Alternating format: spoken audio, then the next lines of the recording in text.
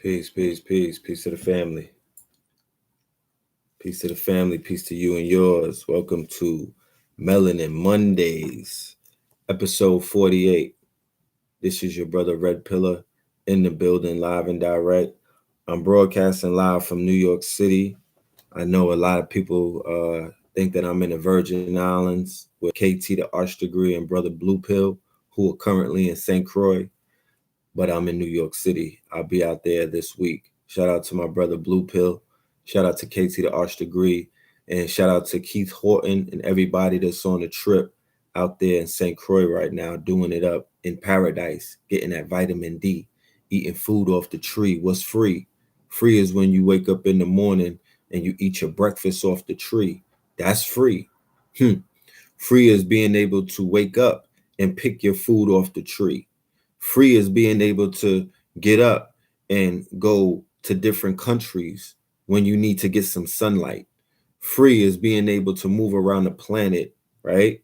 Anyway, any time that you want to move around the planet in any fashion that you want to move around the planet, that's free. So we needs to be free. We needs to get free. I hope we are focusing on our freedom, because that's freedom. Freedom is the ability to do what the fuck you want to do. You know what I'm talking about? Ultimately, that's a freedom. You know, the free slaves, they were able to do things that the other slaves were not permitted to do. They had different statuses. They had a concept of free. And I know people of today could not fathom that. Oh, it's impossible because white people are so strong and mighty and scary and full of smoke that no black people could ever have been free in their circumference, because all we know them to do is put niggas in chains. That's not free. You know what I'm talking about? That's the prison that niggas have. That's the box that they put our brains in. You know what I'm talking about? That's purgatory. That's not free. That's not even a real reality, because it's not even true. There was a day and time not long ago where people who look like me and you could walk amongst any person on this planet, and they wouldn't even bat an eye and say a fucking thing out of the side of their neck to us, because we were free. You know what I'm talking about? There's always been segments of us who've been able to exist in our own mind, or been able to exist in our proper persona, because we stand on who we are. What's free?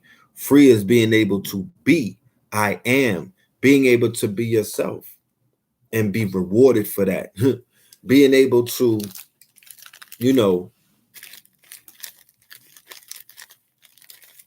put things together. This is not marijuana. This is a panic pack. Okay. Shout out to my brother Panic. Panic. He got the oils and all of that. Don't get scared if you see a pentagram. Don't be alarmed. That's not free. Free is being able to see the pentagram and not get spooked out. Got a very interesting story about this weekend when I do the recap of the God Frequency Conference. We're going to get into some interesting things that I witnessed. I bear witness to some real profound truths this weekend, and the great divine speaks through signs. So my third eye was wide open.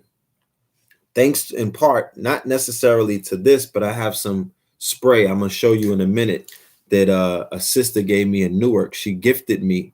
And this spray, I've been spraying it on my chakras, and I promise you on God that it's been giving me some better experiences than when I didn't have a spray. So I done hit that spray, and I saw a whole bunch of shit on Sunday from the gate. Okay. And we'll talk about it in a minute. But, the brother being able to create your own products, right? Based off of the research that you're doing, right? Based off of downloads that you may get, because a lot of us, we be in our dream state, or some people are in their meditative state, or some people could even be in their defocalized state as a result of sacraments. And yes, a blunt will get lit tonight. Don't get in your feelings. You know what I'm saying? You too can smoke if you wanted to. And brothers being able to monetize, brothers and sisters being able to commodify, right? that which their lifestyle, how they live, right? Creating industries around their intellectual property and around their intellect. That's free. And I'm not here to be all preachy and we doing this real big and you not, because I'm not a bird ass nigga. You dig what I'm saying? I don't even talk like that. What I'm saying though, what I want to say though, is I want to help people in their perception of who we are and what we are and who, just collectively what we mean to this planet right here in regards to the frequencies, in regards to the God frequencies, because you got to remember, and it was proof is always in the pudding. And once again, coming together in rooms full of people who are on a high frequency, it instantly reminded me again, why are we waiting for anybody else when all we have, we're the only ones who we need right now. We always show up to the building. Everybody who needs to be there is always there, and then we always leave. And it's rewind the tape, start this shit all over again. The magic in the gathering is really the gathering. It's not the lecture. It's the fucking gathering. It's the fact that certain people are in a facility or in a building at a certain amount of time, elevating at a certain frequency, rising up the frequencies or the levels where they were currently at, that shit getting upgraded, benefiting off of, just being in the ionosphere of some billionaires, billions of ions in the air, trillionaires, trillions of ions in the air. And if anybody does a tad bit of research, you'll know in the ionosphere is when thought manifests. If it ain't about manifesting thought, if it's not about coming together and conjoining and being and spending time and energy and breathing space with people, and you're not manifesting, well, you might have to recheck the purpose of what it is. Are you becoming an asset or a liability to those people that you find yourself around, and vice versa, the people who find themselves around you?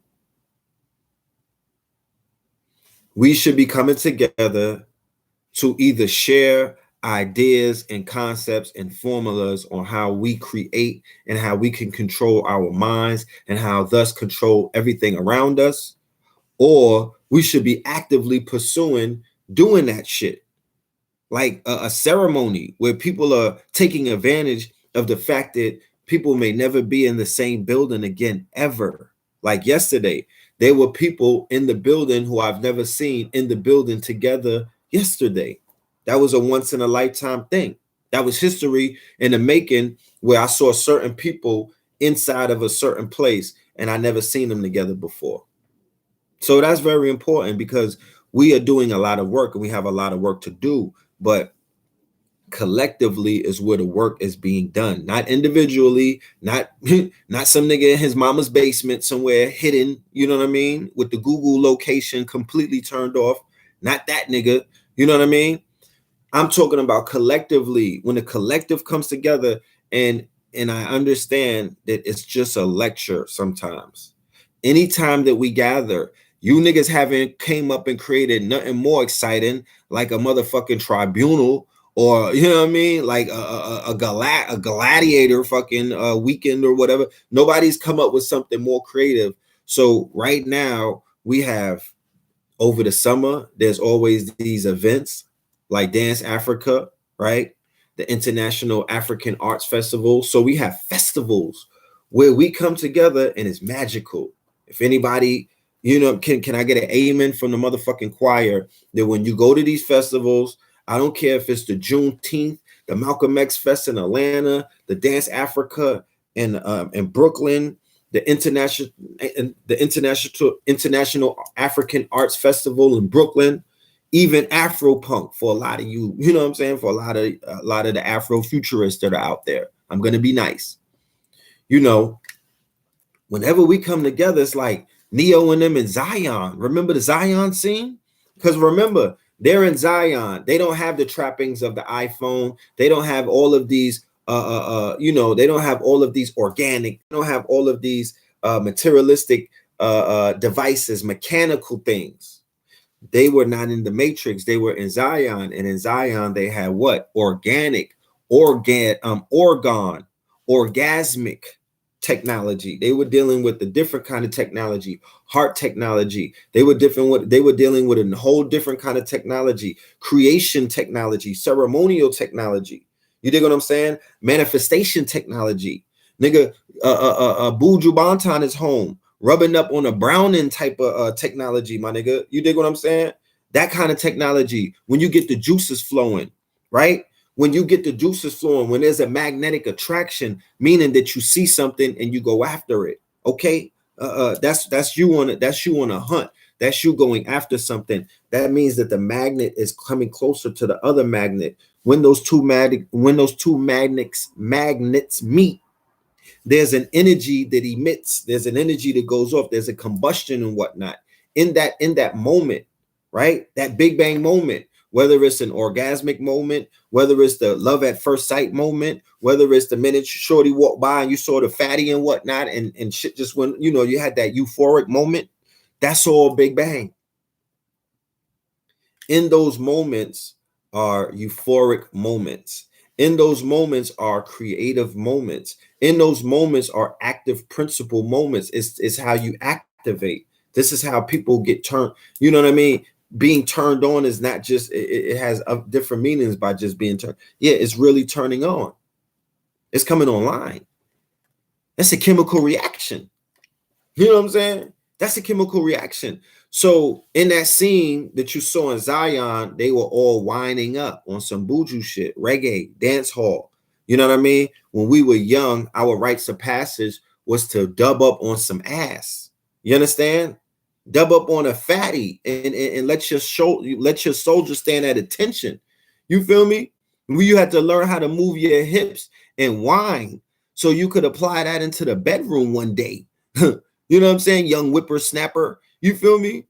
That was like, we were learning. We didn't get sex ed, nigga. Dr. Ruth was too busy. They didn't have Twitter. We couldn't follow Dr. Ruth. And niggas' moms wasn't giving up froggy style and all of that stuff. They wasn't teaching niggas positions. So we went to dance hall. I'm only speaking about me. I'm speaking about me in particular. When I say we, because I can't speak for the hundreds and thousands of people that I'm speaking to, because we don't share the same experience. But I'm talking about early 1990, 91, Biltmore Ballroom, Tilden Ballroom, Starlight Ballroom, Caribbean Dome. This is for Brooklyn, Golden Pavilion, Legend. You know what I mean? This is for old school hardcore Brooklyn. Y'all niggas know what I'm talking about. You feel me? This is for Flatbush, the Mondem, in the motherfucking Arc. You know what I mean? Like legends. So we came up in hooky parties before the club, because before we even could go to a club, we would cut school and make our own clubs. That was called a hooky party. Yeah, it was going down. It went down. It was more than Netflix and chill, my niggas. It was mixtape and chill. Okay? It was mixtape and chill.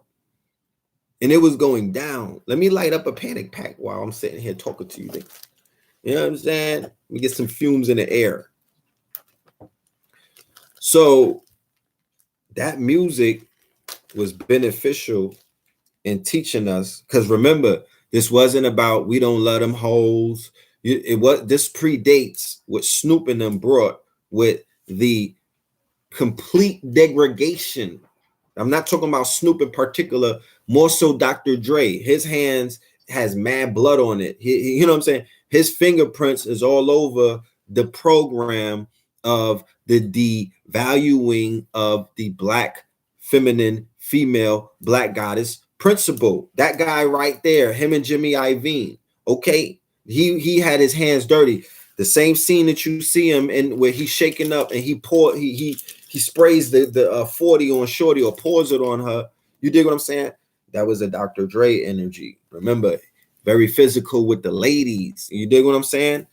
You know what I mean? He was on his Deontay Wilder. He was on his Deontay Wilder to this day. To this day, that nigga still out there doing what he do. You know what I'm talking about? To this day. But it is what it is. You know what I mean? It is what it is. Like, that's what we have. But before that West Coast shit, and that, this is no offense to nobody on the West Coast, please, my brothers and sisters, do not think I'm going against no one's heroes, or I'm not trying to compare different West Coast, East Coast retard shit. Like, no, I'm just giving niggas a timeline who was there. If you was there, please, you could talk. If you was still in your father's scrotum, my nigga, like, do not talk about some shit that you did not live through, please. You know what I mean? The shit that VH1 been showing you niggas with the Get Down and on Netflix, none of that shit is accurate. Okay? No, this shit is not accurate. So don't speak about some shit that you know nothing of. These stories have not even been told, my nigga. The 90s, the coming of age stories of the 90s, nobody told that shit yet. Nobody told that. So anyway, the hooky parties, right? That's where I was at. What was that? The hooky parties. You know what I mean? The hooky parties. The hooky parties were lit, bro. A lot of people lost their virginity at the hooky parties. You know? The hooky parties, those turned into the backyard parties. The backyard parties turned into the club. You feel me? And that's the whole legacy. Like, the Roxanne movie, not really. Not in its entirety. There was aspects in the Roxanne Shantae movie that was accurate. I mean, you know, the depictions of her living in the projects, shit with her moms, I guess that was accurate, but it didn't capture, you know what I mean? Like, you can't recreate the 80s. You can't necessarily recreate the 90s on Netflix. You can make niggas wear the same clothes that they was wearing and stuff like that, but you can't recreate the that time, because it's a time that, you know, it came and it went, but it's hard to recreate.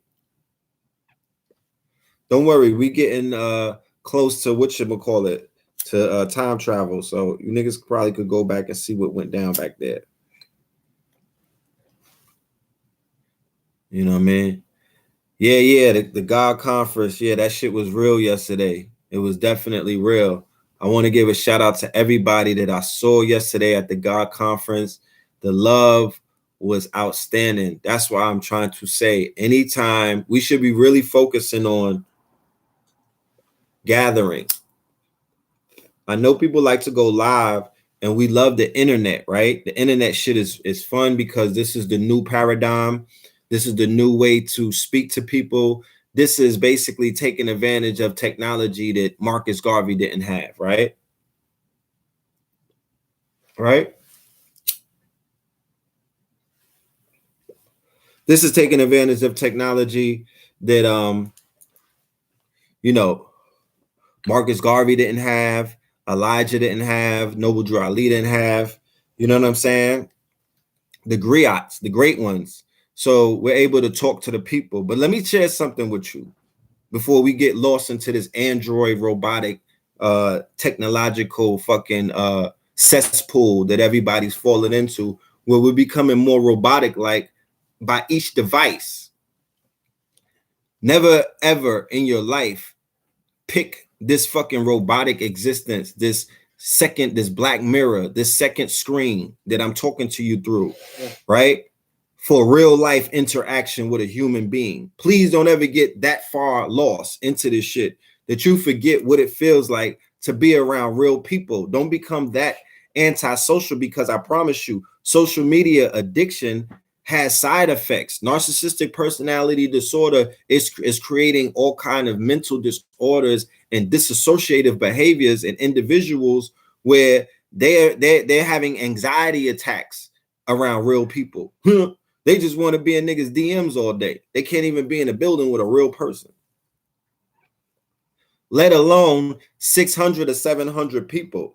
Let's get into this whole breakdown. Let me recap what the fuck went down yesterday at the God conference. I'm going to just get into the beginning of it, and then we'll roll into the actual performances, or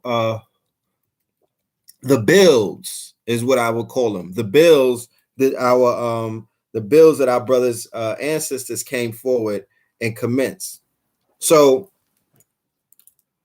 as everybody on the line tonight knows, yesterday in New York City, in Harlem to be exact, right, was the God Conference. Brother Rich from the UGR, Black Magic, he had a conference where he brought together Dr. Phil Valentine, Brother Panic, the rapper B.O.B., the lecturer A.A. Rashid, and my brother Aline Bey, along with their wives, Khadija, which is Brother Panic's wife, and Dr. Lanali Bey, Dr. Valentine's wife, right? It was a beautiful event. The building was packed. It was in the Alhambra. It was standing room only. The building was packed. The love was overflowing, right? And we're going to get into everything. So when it began, right? This is some interesting shit. Like I said, the great divine, I be on my, you know what I mean? Like I be in like 3 worlds at once. I be on my quantum shit. You know what I'm talking about? Like real talk. Like I'll be in one place, but spiritually I'm on some Doctor Strange shit. Like my spirit is observing everything else. And then I'm also I'm picking up on all of what is known as the synchronicities. I'm noticing synchronicities. You feel me? Because the great divine speaks in signs. So all around us, there's always these signs speaking to us. So we got there, right? Boom. Say what's up to people in YouTube. Say what up to Empress Brown, my moderator in the chat. Show of love. Anybody don't show a love, and you know, you already know what happens over there. But we get there early. Call time is 12 o'clock. I was vending, right? Because like they say, persistency pays off, right? Persistency pays off. So I've been persistent, right? In my quest to perfect, right? And in my quest for perfection of my craft and perfection of my business and perfection of everything around me, right? I tapped in and I hit a lick, okay? And this design right here is super duper hot, right? And it has me very busy. Keep in mind, I'm not in the Virgin Islands. I'm still in America. I'm still on the mainland because I have to satisfy all of my customers before I go and chill in anywhere in paradise. That's just from, you know, that's just how I give it up. So call time is at 12 o'clock. We pull up in the building, right? This is the Alhambra Ballroom. They tell us when we get there, there's a church service going on and they won't be finished till 2 o'clock. We're like, wait, what? They said it's a church service going on upstairs on the 6th floor, and they won't be finished until 2 o'clock p.m. Mind you, the lecture starts at 2 o'clock p.m. They got people flying in from all around the world. Okay, I'm meeting people from everywhere around the world. I met everybody from everywhere yesterday. The shit was like a real live, right? So I'm like, well, how did this happen? How did this mishap happen?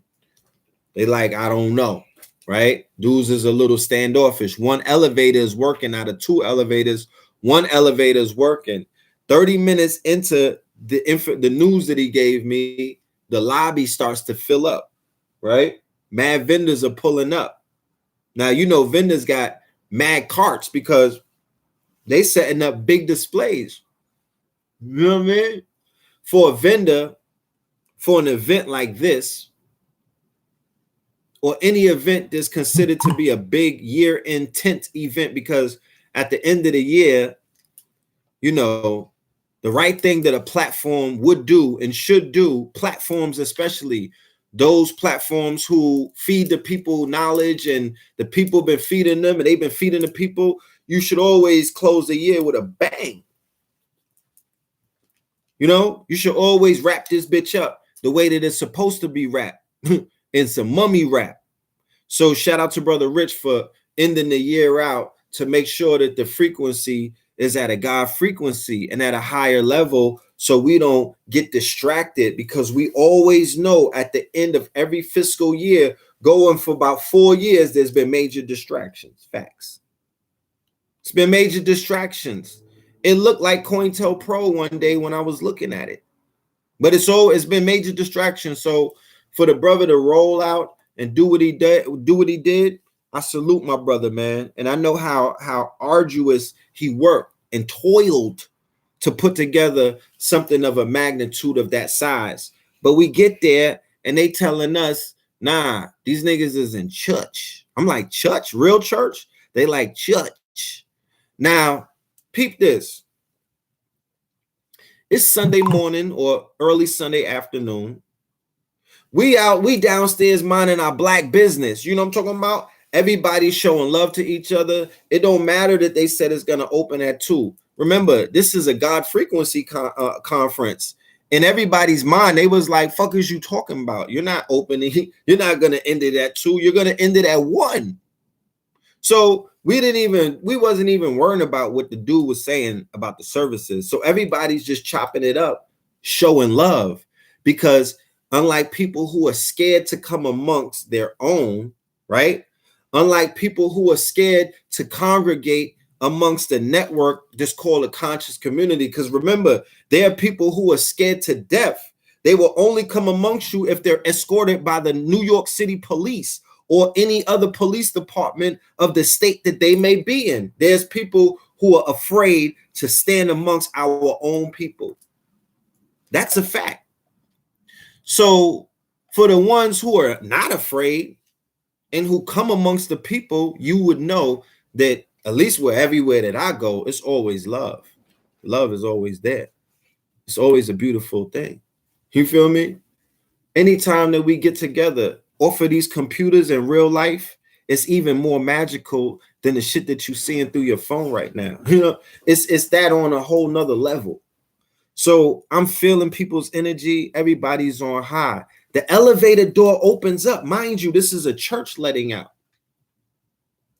These black people did not look at anybody from eye to eye. These black people did not say, well, good day, yes, sir. Hello there, good brother. Excuse me, sister. We didn't get none of that shit. You know what I'm talking about? We didn't get no motherfucking Donnie McKirkland. We didn't get no TD Jakes. Follow me at TD Jakes. We didn't get none of that. These supposed to be church-going, God-fearing, loving, right? Heart warm. Jesus he grabbed the wheel and he's driving us straight, and we got love in our hearts. The minute they came off that elevator, they was looking at us like we was Baphomet in the flesh. I think it was the pentagram on Panic's Timberlands and whatnot. You know what I'm talking about? It might have been the pentagram that they saw. Niggas was rocking their Baphomet jewelry and whatnot. I think I had my little pieces out. But these motherfuckers look like they walked into a goddamn, these niggas look shook. That's all I know. They look shook. But there's another thing that I noticed when we seen them. Because you got to remember, anytime a whole bunch of us are together, and anybody comes in between that, you begin to see a lot of things are going to be revealed to you, right? Because the God frequency, it reveals, it peels back the layers, it brings out a lot of other shit in a lot of other people. So when they was walking through the crowd, you know what I mean? I'm like, yo, our people is really in a zombie state, fam. Like, if this conference is the God frequency conference, and the way that it begins is by showing me how we're looking when we're not on the God frequency, because there's no, and I'm not here to poke fun of anybody's religion. Keep that in mind. I'm not being judgmental. I'm being smudge mental. I'm smudging you bastards who have been zombified by whatever spell is being spoken to niggas inside of those churches, because I saw people with spells on them yesterday, B. There's a certain look that they have that no other black people. I could spot a fucking Christian in a room of 100 niggas, okay, at Magic City. It's a look. It's a look. And that look is on some zombie shit. Straight like that. That look is straight zombified. Nigga, there's no, it's almost not a lot of degrees of separation between them and the zombies that be running around. Because it's everybody's son who be in the church who's out here fucking shit up, right? You know what I'm talking about? They always connected to the church in some way. And I'm not church bashing. Believe me, there's some powerful churches. Like I said, I went to the black church in DC with my good brother, with Farrakhan spoke, with Willie Wilson. That was an excellent church with Black Jesus on the wall, magnanimous. You have to go there. It's when you go to the DC, when you go to the Black Museum in Washington, DC, you got to make it to Willie Wilson's church. That's a must. That's part of history. But I couldn't help but notice it. Now, here's the kicker. Nobody is even saying nothing. Like, everybody's still talking and carrying on in the hallway. The hallway is just sardine at this point. But nobody was complaining. There was no, get your hands out my pocket. Nobody was ice grilling. Nobody was acting fugazi. There was no funny guy business. No fuckboyisms was taking place. Everybody was just vibing, right? Panic was down there. Aline was down there. Hank Rosin was down there. Rich came through. Sinetta came through. They went upstairs. Everybody was just coordinating so we could get upstairs and start setting up and get this program underway. Then somebody comes inside the building and say, yo, there's a white man outside, butt naked on the floor, yelling. Because if anybody knows what an Alhambra is, right around the corner is the backside of the Apollo, which is like it's like a empty kind of block. Yo, on mama, on everything, on God, there was a white naked man, butt naked, yo, butt ass, like how Terminator came. I think they sent that nigga Terminator from the future on some quantum shit. He came down butt ass naked and he forgot what his mission was, and the police came and locked him up. But there was a butt naked white man in the fucking rain outside of the God conference after our people came off the elevator from worshiping, a butt naked white man in the rain nailed to a cross right above us. What the fuck is going on with the universe? And it's facts. I got the video. My bro, Hey Rule Supreme videotaped it. A butt naked white man with long Jesus locks, right? He had long hair. He had mangled hair. He looked like Scooby-Doo, right? Not Scooby. He looked like Shaggy, okay? I'm like, what the fuck is going on? Them niggas sent Jesus to us to show us. Y'all about to go into some whole nother portal right now. You feel me? We was downstairs in a building. Jesus jumped out the window off the cross, butt naked in the rain, and niggas saw him and called the police. And the police came and put a blanket on him. They didn't lock him up for indecent exposure. You know what I'm talking about? They didn't even lock him up for indecent exposure. They just put a blanket on that nigga and kept him and took him away. I'm like, damn, this is gonna be an interesting day. And then the black people continuously, and it wasn't one group of people. Remember, the elevator opened up about 20 times when we were all in the hallway. Everybody showed us the same kind of this thing. I wrote it down, what they showed us. I said the day's event started out like boom.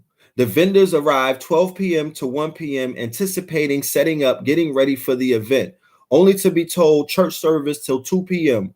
One elevator was down out of two. The hallway foyer was getting crowded and filled. The church folk were coming downstairs periodically throughout the hours. We were all downstairs waiting for the worship of Christ, the Savior, by hundreds of black folk to end and move right along so we can go worship Christ consciousness, the Christos Negros, the God within beyond the physical, the God frequency, the metaphysical Kabbalah, the mythical occult, the mental Moorish science, the magical metaphysical. The great divine speaks through signs. So we was given a sign as a collective, adherence to consciousness in 2008.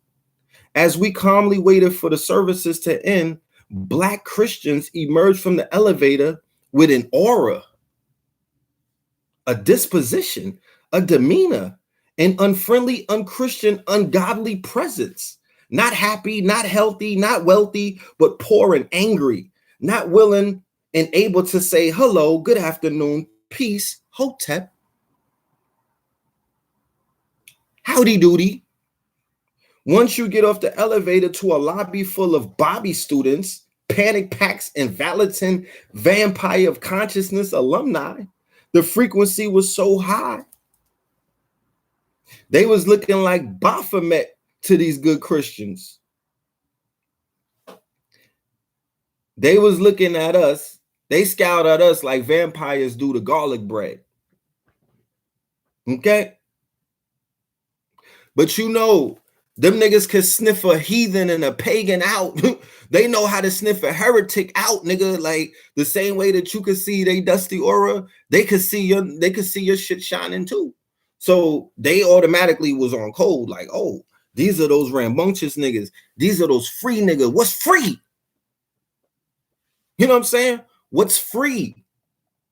Free is not looking like I'm under Jesus' spell. You niggas could play with rap. You could try to remix this shit all you want. You know what I mean? You could play with it all you want. But until you outside looking inside, on the outside looking in, you don't know how crazy that shit looks. You don't know how crazy that shit looks. They're not teaching those people love. They're teaching them how to judge, and they're better than everybody else. And a whole bunch of, and how to worship not only the image of Caesar Bourgeois, but everybody that all of the nations that they trying to attach to that nigga. So our people are running around like they cursed with ham.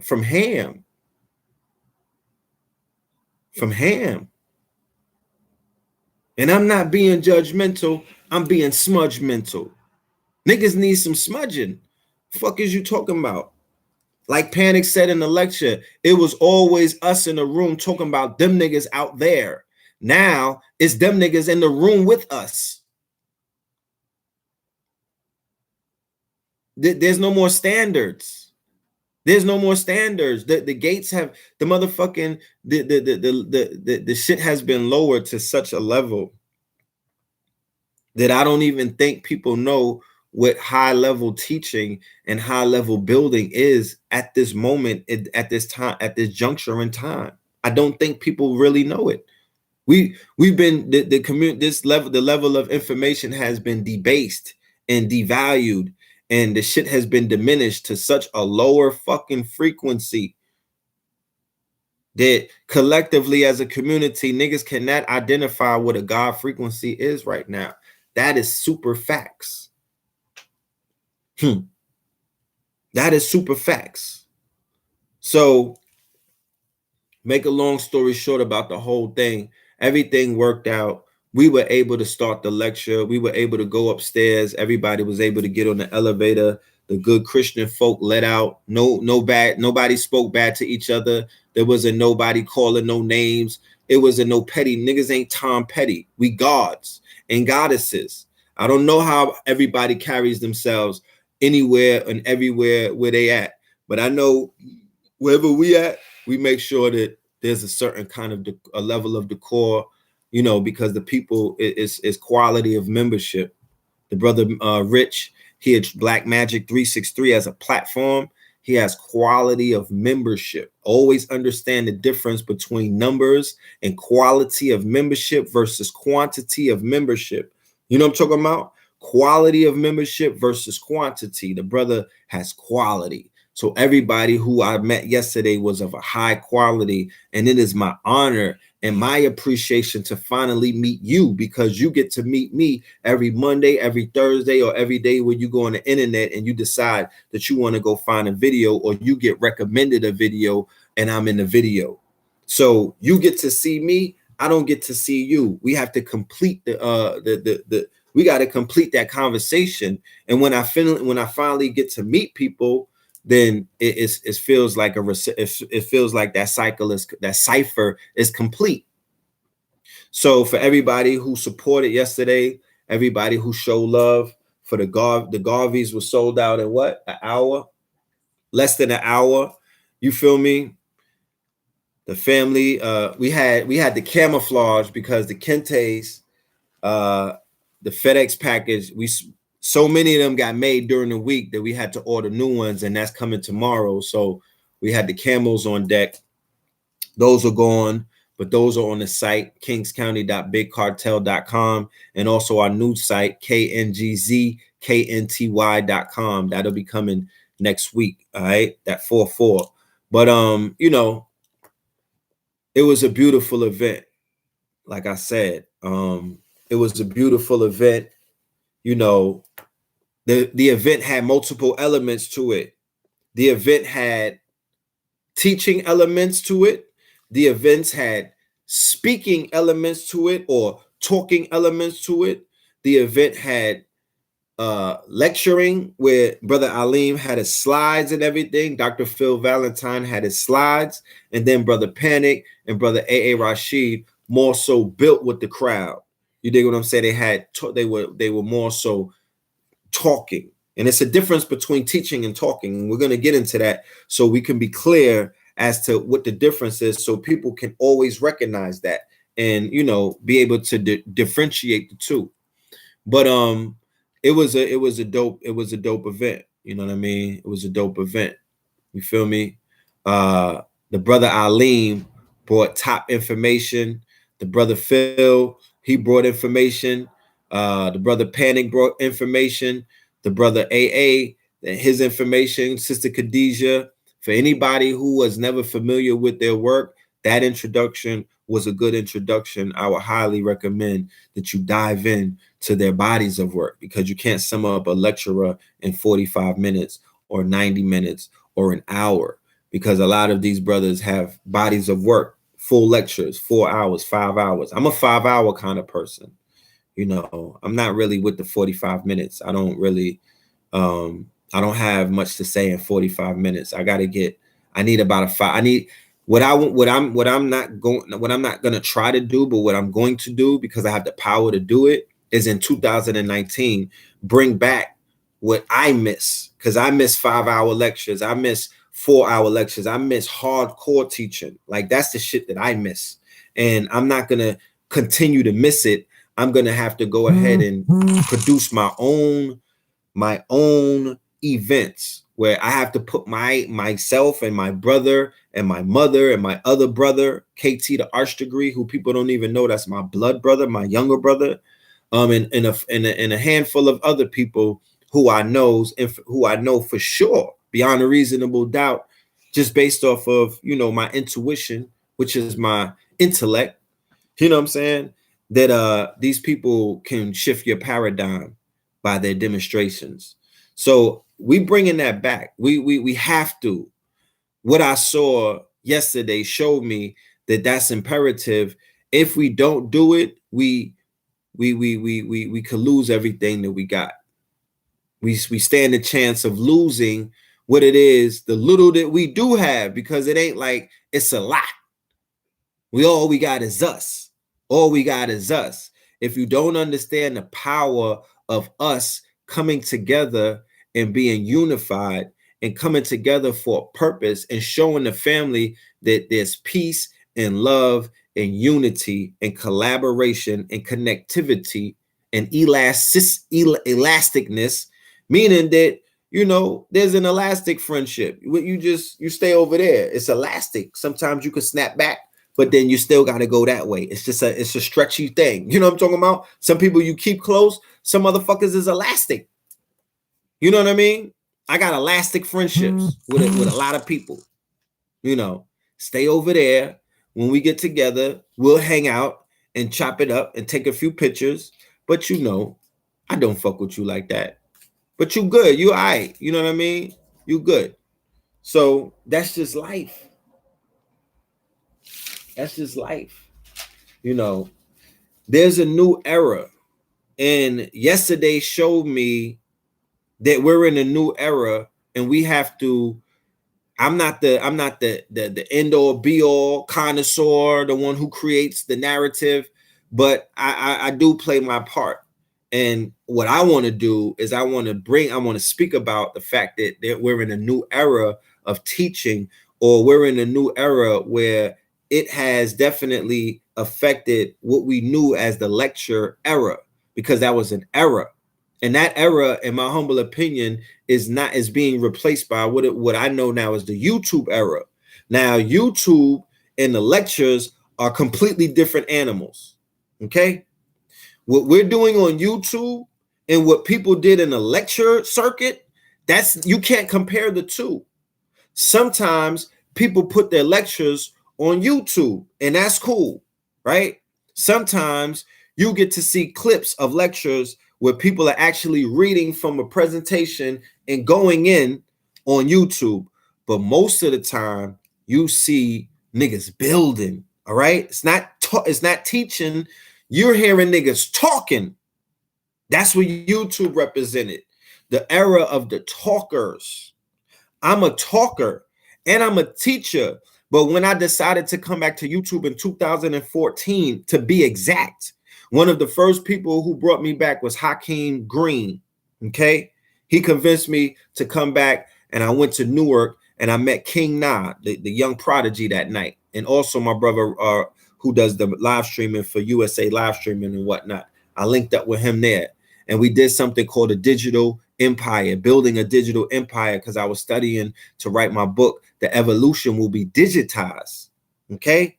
The evolution will be digitized. And just today, I posted an article on Facebook. I'm going to put it on my Instagram. There's a 22-year-old African, right, who is the head engineer, who is responsible for writing the algorithm for Instagram, Snapchat, and Facebook. This is a Black African, okay? And he's in his 20s. And I showed you in a lecture, The Evolution Will Be Digitized. It came out in 2014, okay? I showed in slides, in a lecture, in research, that Africa is off the chain. This was way before Wakanda. I'm like, fam, Africa is leading. They're in the tech race. You niggas haven't even tied up your shoes. You still in Foot Locker looking for the fucking Carl Lewis specials, the all gold shits. Nigga, you didn't even get on the track yet. And the Africans is on some Kenyan shit with niggas from Silicon Valley. And you telling me that you're going to go over there and teach or save them? What you going to do? You're going to teach them niggas how to rap and sell your mixtape to them and get and help them get banned like China's banning niggas right now. But we're going to get into that. And Russia, we're going to talk about that in a minute too.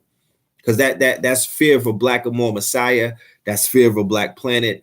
That's manifestation of, once again, of early research that was done in the Fear of a Black Amor Messiah series when I talked about Russia, and I put you on a game about what Russia is about, dealing with their whole right wing philosophy with their adaptation, when they adapt what is known as culture wars, the same way that they're having a trade war right now. China and America is in a trade war, so they are at war. You know what I'm talking about? Trade wars lead to actual wars. It starts out over the bag. It starts out over the paper. It starts out over the resources. It starts out over the dope spots. It starts out over the bandos. Where can you trap? You can't ship your stuff from Alibaba, from China. We putting tariffs on it.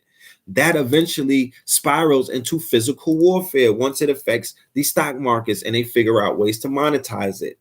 That's what's going on. So if China and America are at war in trade, you might as well start counting down the day when they're going to actually manifest something. And because remember, war starts on what level first? The mental level. It's ideological, intellectual warfare. That's what people who you were looking at on these phones and on these computer screens and they were in the building yesterday, that's what they engage in. And they are masters in that. They're generals and captains and lieutenants in that field of warfare called intellectual warfare. I beg your pardon. Go ahead and give me another lineup and I'll wait. Don't bring Neil deGrasse Tyson either, my nigga. Talk to me nice. Don't pull that nigga out of don't pull Cornel West out of the motherfucking, you know what I mean? Out the rabbit hat. Go give me some black intellectuals whose black intellectual property in the last 10 years have terraformed society on some black God mentalism shit. Talk to me and give me some names. Give me some names and don't give me no rapper names. Don't ever tell me, oh, Red, you remind me of a rapper. And it's no offense to the rappers, but it's levels to this shit. Shit is beyond rappers, bro. This shit deeper than rap. Don't ever compare us to a rapper. That's a form of disrespect. That's a form of disrespect. Okay? And they're exporting.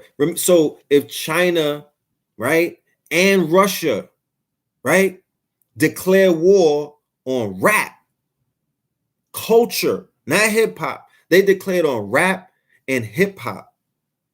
They banned rap, right?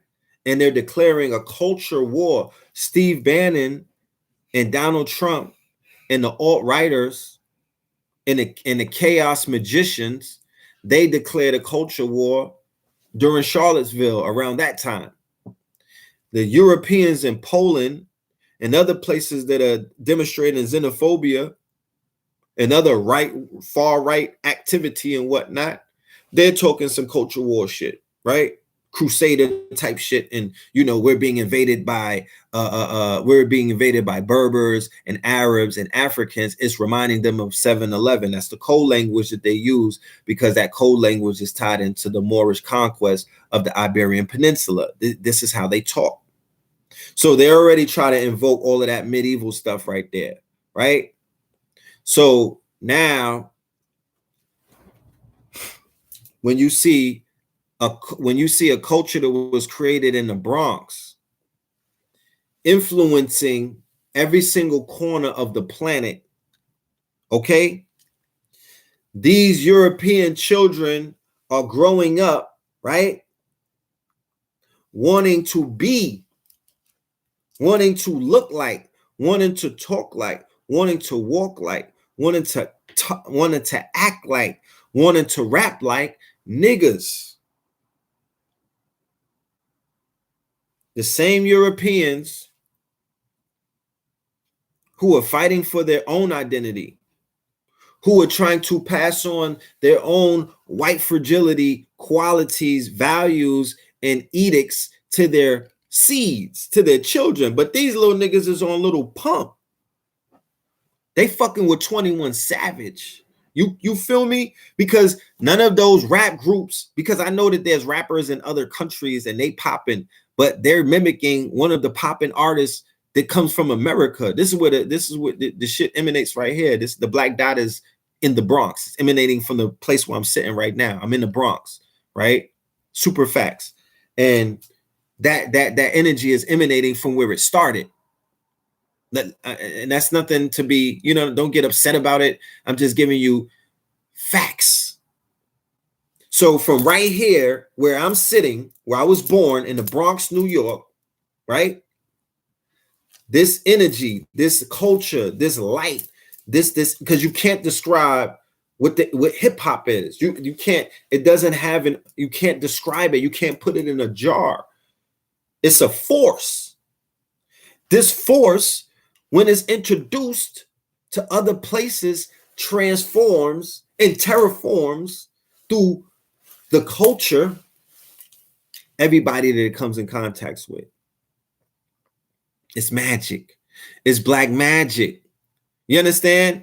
And the magicians of today, They have names like Little Uzi Vert. They have names like Gucci Man, who said he was the best rapper. They have names like, you know, Young Thug, Chaos Magicians. You could say what you want to say about them. You could put them on a cross and you niggas become Christian and whatnot and start judging them. But if that nigga came out with a Baphomet tattoo on his forehead, niggas would fuck with him. You understand?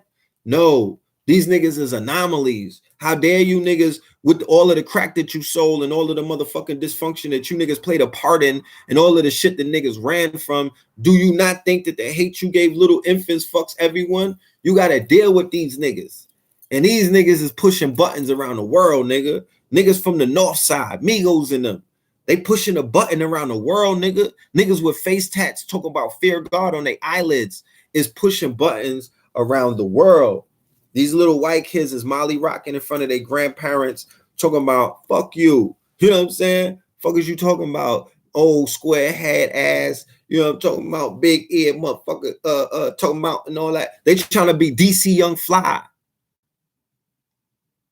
They trying to be DC Young Fly. You saw the little fucking Chinese little Tay in them. It's a minstrel show, but a minstrel show that fits easily within the paradigm of what is social media, because I said it before. When you go and download the social media app, the shit says for teens.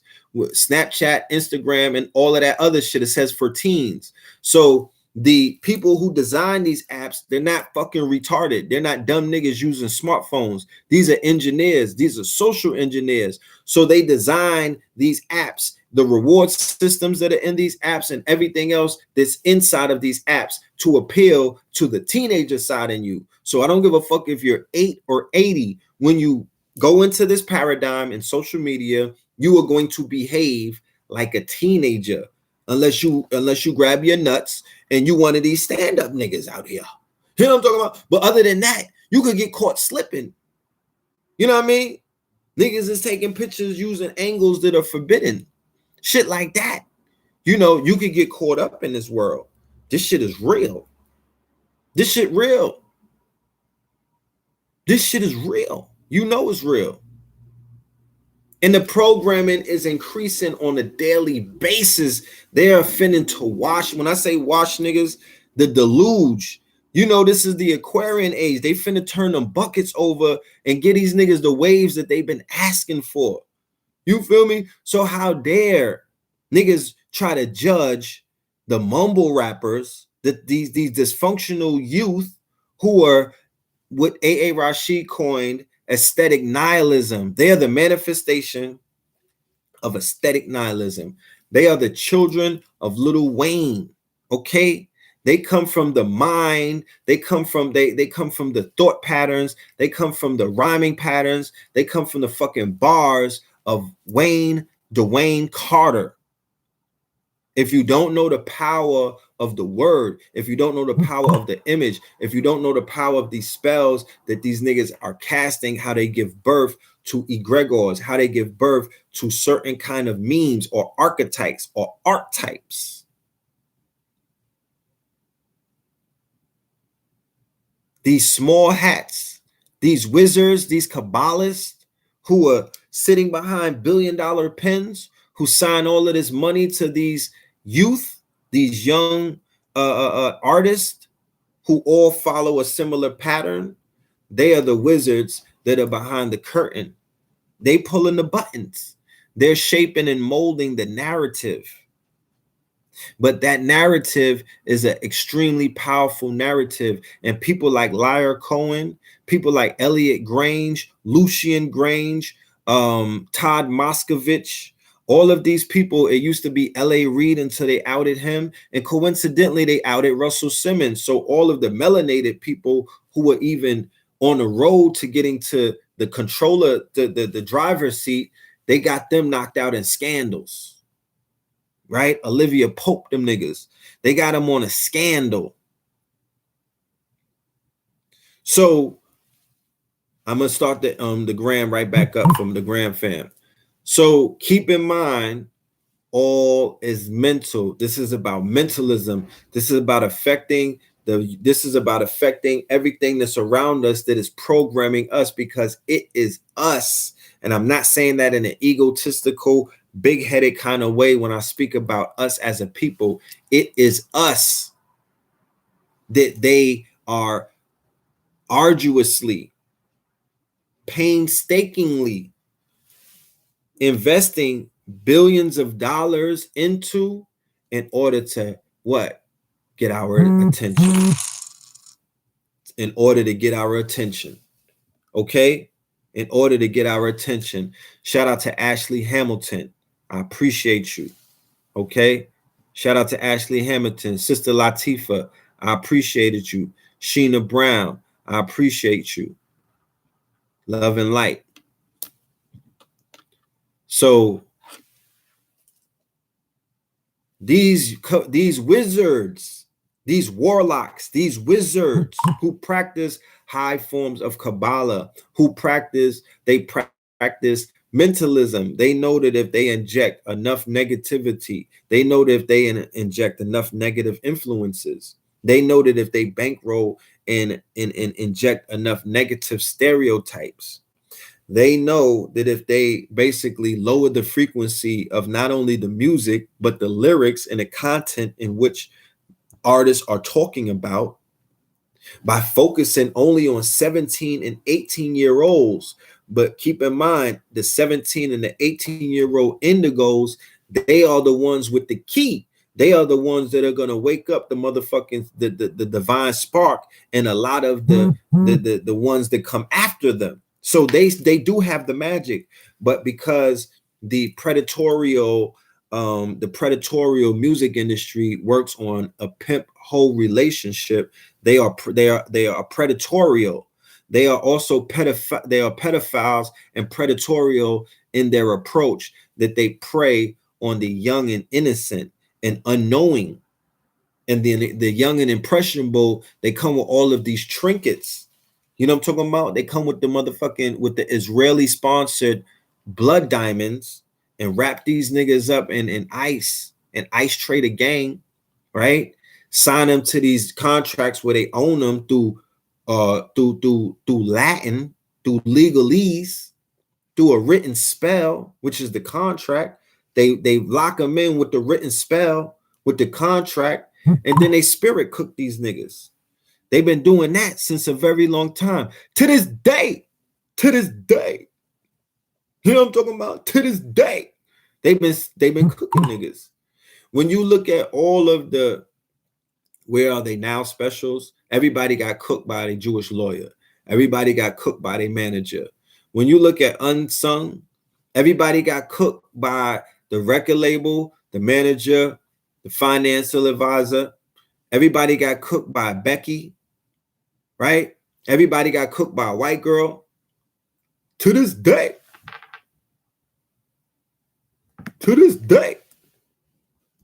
And it hasn't stopped. So they are utilizing a playbook. There's a playbook at hand. None of us are with these artists when they're around these people who are gangsters. You know what I'm saying? These are gangsters. These is paper gangsters, and they real life gangsters. You feel me? There's a mafia inside of all of these industries. And the mafia that's in these industries are the mafia. You feel me? They're just in the industry. So, you won't benefit off of seeing mafia figures all over if you're not into that. That's not for your eyes to see. But they're in them, they knocking niggas' heads off and whatnot. They're the ones putting hits out. There's a gay mafia. There's a Jewish mafia. Because remember, one of the illest things that the devil ever did is convince you niggas that he don't exist. So the Jew was able to erase him and herself in history by controlling Hollywood. And what did they do? They fed you the Italian gangster. They fed you the Italian gangster, but they didn't feed you the Jewish gangster. They fed you the Irish gangster, but they didn't highlight the Jewish gangster. He went invisible. Kaiser Sose. You got to understand, if you don't understand what you're dealing with, then you'll never know how to defeat it. You'll never know how to defeat it. They Kaiser Sose the game. They got you looking at the Italian, and they got you, the Italian doesn't do half the damage that the Jew has done. Okay. You know what I'm saying? The heroin, that's one thing with Luciano, with Lucky Luciano and all of that. And their ties to the Vatican, the mafia's ties to the Vatican, and the pledges that they take to suppress the Moors, the pledges that they take to be Knights of Malta and whatnot, and to ride for the Vatican and the motherfucking and the Pope, P2 type shit. Like, you know, it gets deep with the La Omereta, but that Jewish mafia is something else, and they ain't going nowhere. So they the same niggas is telling Kevin Hart that he got to apologize for some old tweets. You know what I mean? When he was having tweet storms, when he was on his ratchet Twitter, right? They telling him that when he used to be on his ratchet Twitter, he got to apologize for that. And they told Mark Lamont Hill that, nigga, if you say that you can't have a job, you can't sit with us, you can't be around us, if you talking that Palestine shit, nigga. You know what I'm talking about? Pick a side, bitch. You know what I mean? Like, you don't get to play that game around us. All these niggas kiss the ring for Israel when they come around. Let's be clear. And if you don't kiss that ring, them niggas is gonna get rid of you. That's a fact. As you can see, I don't have to make it up. As you can see with Mark Lamont Hill. If you don't know what happened to him, just go and do the Google search. You know what I mean? That could have been divine retribution for him being, you know, for him talking crazy about the ancestors and not apologizing for what he said about Dr. Francis Cress Welsing. But at the end of the day, what was shown to all of the other what do they call that? Butter biscuit Negroes out there. You know what I'm talking about? The niggas on the coon train, what they were telling them was, if you niggas even think about opening your fucking your pie hole, you know, we're gonna wash you niggas. Like, don't even play with us.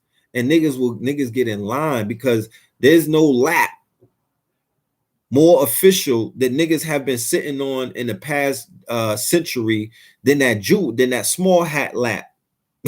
That's the real Santa Claus in the hood. You know what I'm talking about? They've been sitting on that nigga lap for a very long time. And Negroes is comfortable on that lap. They make it comfortable for these house niggas. This is not even the house that we talking about. Because the down south, you know, redneck, he's in the house. We talking about sitting on a small hat lap. You know? But you got to be careful, because we're on YouTube. They just took down the brother Ben X's channel. Going back to the earlier research that we was doing about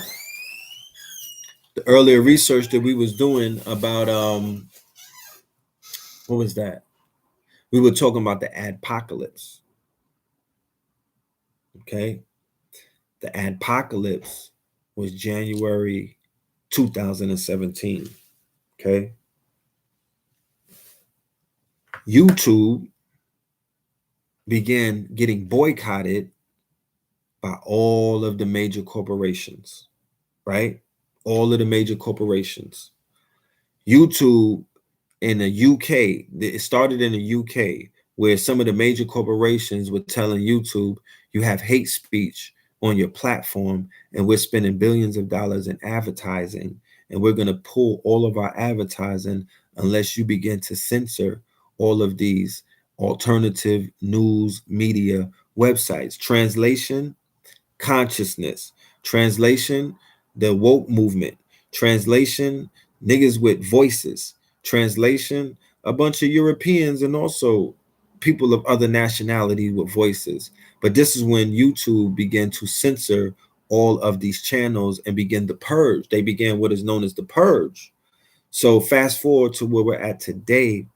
The brother Ben X just got his page taken by YouTube. And if anybody's familiar, that's one of my shifter brothers. If anybody's familiar with Ben X, he doesn't have a radical channel. He's not talking extremism. He's not promoting you know, any form of extremism. You feel me? So you know, I don't know why they did what they did. You feel me? I don't know why they did that. Peace, King. It was great meeting you at the God Frequency yesterday. I tagged the picture. I appreciate you, no doubt. I appreciate you. It was all the pleasure was mine. Like I said, when I get to meet people finally, it's a beautiful thing. Like, you know, y'all get to see me, but I don't get to see y'all. So yes, the brother, somebody said, wait, what? Ben X page? Yeah, his YouTube channel, not his page on Instagram. His YouTube channel. He had over 100,000 subscribers. Okay. He had over 100,000 subscribers. And they just took his channel, no strikes, no warning, just erasing. What that's telling me though is the Nation of Islam as a media arm. Yeah, switch to ktlmedia.com. We're gonna get into that in a minute, but the Nation of Islam, because they have a lot of members, can come together and build their own platform. When faced with challenges, when the great divine is speaking to you through signs and they're taken away from you, that only means because there's gain somewhere out there for you to reach out and grab. Whenever you lose something, understand this, the way that the universe works. And this is a universal principle that anybody who's listening to this shit can apply.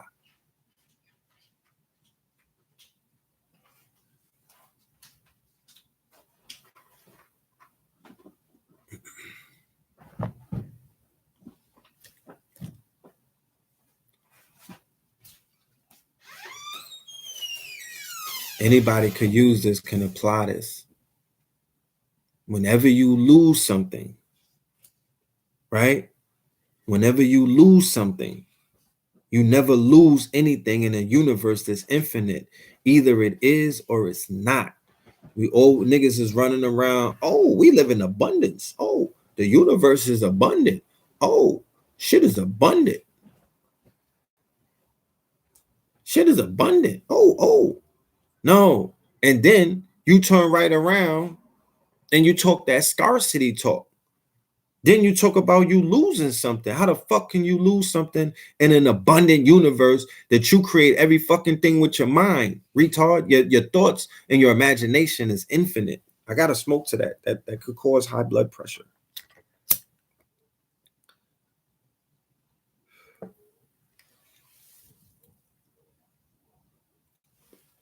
Of course, he has a God frequency.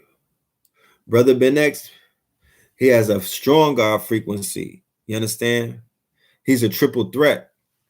He appeals to the streets, he appeals to the youth, and he appeals to the elders, you know, and the intellects. So he's a problem to those people, those liar Cohens at YouTube. But would they take down Amigos channel? Would they take down Gucci Man's channel? Would they take down Famous Dex channel? Would they take down Little Uzi Vert's channel? Would they take down a bum fight channel?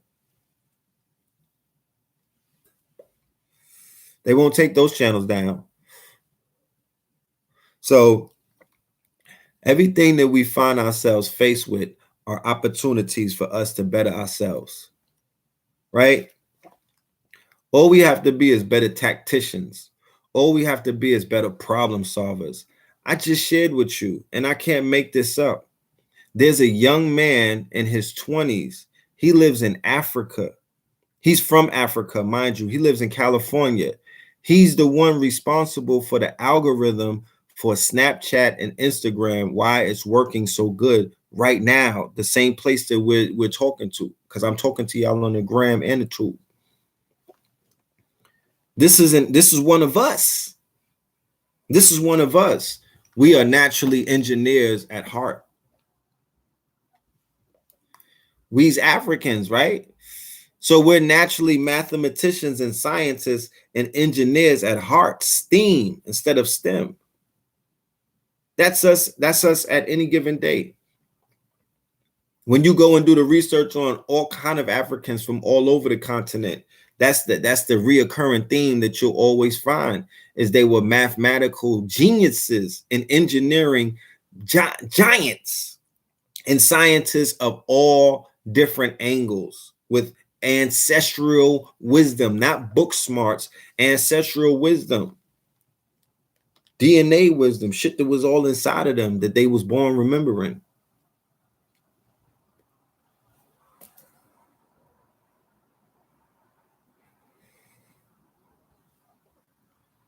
With that technological expertise, this young man who I'm speaking about, I should pull up the article and read it. Let me see. This young man that I'm talking about, right? He went and taught himself. Right? His name is Idris Sandu. Okay? I'm gonna show it to you just so you know. At 21, Idris Sandu is the tech genius behind Uber, Instagram, and Snapchat. Did y'all just see that? Let me know if y'all seen that on the gram. Look, at 21.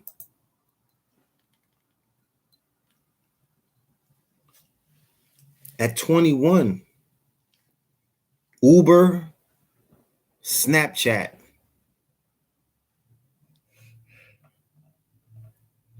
When Idris Sandu was in high school, he developed a mobile software that would later gain him the attention of former U.S. President Barack Obama and land him at the White House, where he received the Honorary Presidential Scholar Award. He was only 16. Listen to this. This is called brain drain.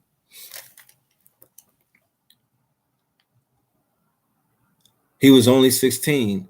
Now 21, the Los Angeles-based young man is the unconventional tech guru who has accomplished many incredible feats, including being responsible for algorithms that have made Uber, Instagram, and Snapchat what they are today. The software engineer considers himself a cultural architect and said he aims to level the playing field between Silicon Valley and young communities of color. I'm getting in contact with that man as soon as I get off of this stream. Or mama. I'm gonna hit him, I'm gonna slide in the DM and introduce myself, because that is a brother who we need to get next to, and we need to, because the brain drain is real. They will disappear him. They will rendition this nigga into Mensa, and you will never see him again. He will emerge like Kanye, okay? He will emerge like Kanye with a Twitter account. You don't want that to happen.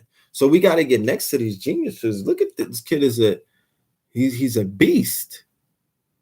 Born and raised in Harbor City, California, with parents from Ghana, Sandu would never forget a harrowing experience he had when he was 8. His father had wanted to take him on a trip to Ghana, but on the 4th day of the trip, he abandoned me in his village, took my passport, and came back to the States. Wow. He was abandoned for almost 9 months before getting in contact with an NGO, which helped them travel back home, non-governmental organization. He got back to the U.S., where the first ever iPhone was unveiled, and this started his journey into the tech world. I just got super inspired. I thought, this device is going to change the world. The reason why the iPhone was so important, because it was the first time when regular consumers could develop for other regular consumers. Before, you really had to work at a tech company for multiple years to be able to offer any sort of input or to create an app. But Apple made it so mainstream, I knew it was the future. I'm not even going to say anything more. You could get this article on the Google, okay? But we'll talk about him in our upcoming lecture. So I say all of that to say that I've spoken to the family in lecture form, not in teacher form, right? Not where I'm out there. I mean, yeah, not in speaker form, not in speaking form or just talking form, like when I'm on the streets talking, because to be honest with you, I'm still teaching, but I'm talking. When I'm teaching, I'm in an element. If anybody has ever been at any one of my lectures, when I'm teaching, then you understand that it's a difference from when I'm talking. When I'm in the streets talking and I'm cloth talking and I'm going in, I'm pulling shit down. I'm downloading. I'm getting it from the universe. One of the most interesting things about Brother Rich as a person, right? One of his gifts, right? As a person, as a light being, a sentient light being, who his avatar is, you know, Brother Rich, the body that is Brother Rich. But Brother Rich is so wise that he remains unseen. So you can focus on the energy or the light or the mind that's Brother Rich. You don't see him in front of the camera, but you hear him, right? And it was once told to me that you can never give the best answer unless you receive the best question. So it's the questions that bring about some of the best answers that I've been able to share with the world in the past 4 or 5 years. This brother has been the one to ask some of the majority of those questions. He asked me shit that I didn't even know I knew. You know what I'm talking about? Because everything is inside of you. You just got to find a way of getting it out. You just got to find a way of somebody bringing it out. Going back to what I was saying about that magnetic aspect, it pulls out of you. It comes out of you. So that's why they say you have to stay around people who are going to keep you with sharpened tools. You know what I'm saying? I consider the people who I surround myself with very sharp.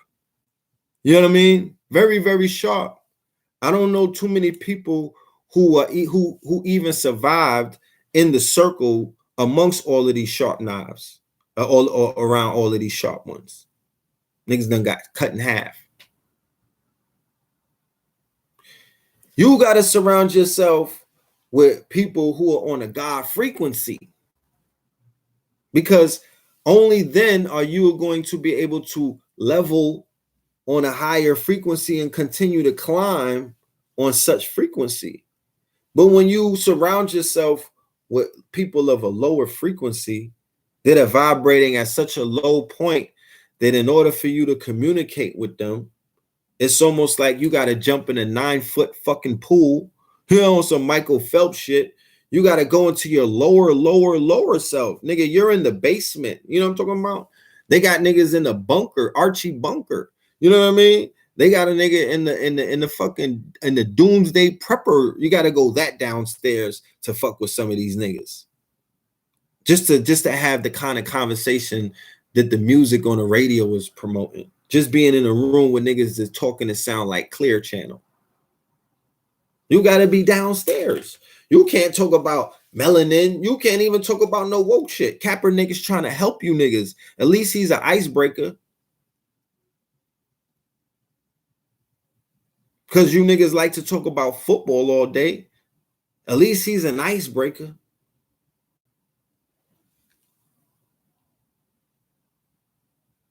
So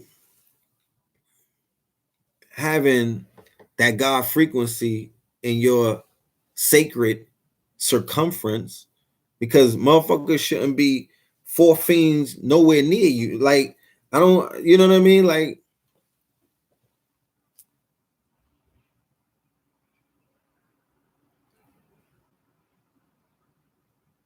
I don't want nobody of a lower frequency 4 fiends near me. You know what I'm saying? That's why I don't even, like, I've been in the streets, hard body. There's not, I can't sit in the office anymore in life. Like, I just have, I got this thing about me where, because I'm so New York, like I have to be in areas where multiple people are walking around and moving around, and like that's, I draw energy from that. That shit gives me life. It makes me feel alive. I go to different states and people are not walking around. I don't even feel right. You know what I mean? Like I don't even feel right. You know, I guess it might just be Harlem though. It's a different energy out there. You know what I'm saying? It's a different energy out there. You know, New York in particular, it's a different energy. New York used to have a way higher energy, a way the God frequency in New York used to resonate at octaves and decibels that have not been surpassed yet. You feel me? And those gentlemen that was in that building last night in Harlem at the Alhambra Ballroom, Phil Valentine, Brother Panic, A. Rashid, they represented a piece of that part of that story. Because when all of those brothers were living in New York City, this was around the time right before Obama became president, right? I'm giving you conscious community history. I'm giving you history that's priceless because it's not even written yet. This is from a griot. This is from the mouth of somebody who was there. You ask anybody who ever tries to tell you the history, prove to me that not just you was there watching shit, that you was actually out there every single day, because you niggas for some reason think the world revolves around a 10-minute video. Like there's nothing else going on in life in the fucking world unless it's on YouTube, and you're retarded for that.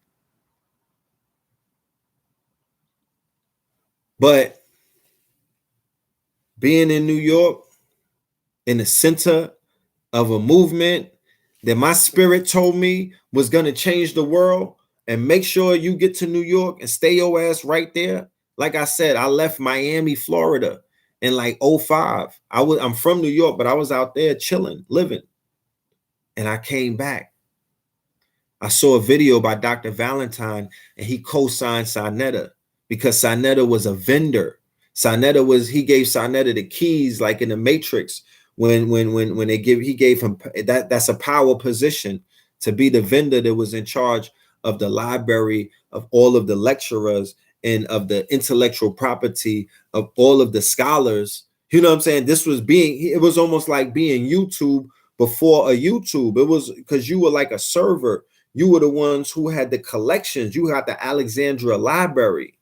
That was Sinetta. Phil Valentine in a DVD called The Anatomy of Phil Valentine. Because remember, the lecturers in New York had shit. They were the ones who were really when Phil Valentine was in the lecture circuit, and it was a lecture-based circuit. There was no YouTube, there was no debates, there was none of that. There was the lecture-based circuit, the metaphysical underground, LIU, sometimes the National Black Theater, but mostly LIU in Brooklyn. Brother Shabazz, Eye Opener Productions.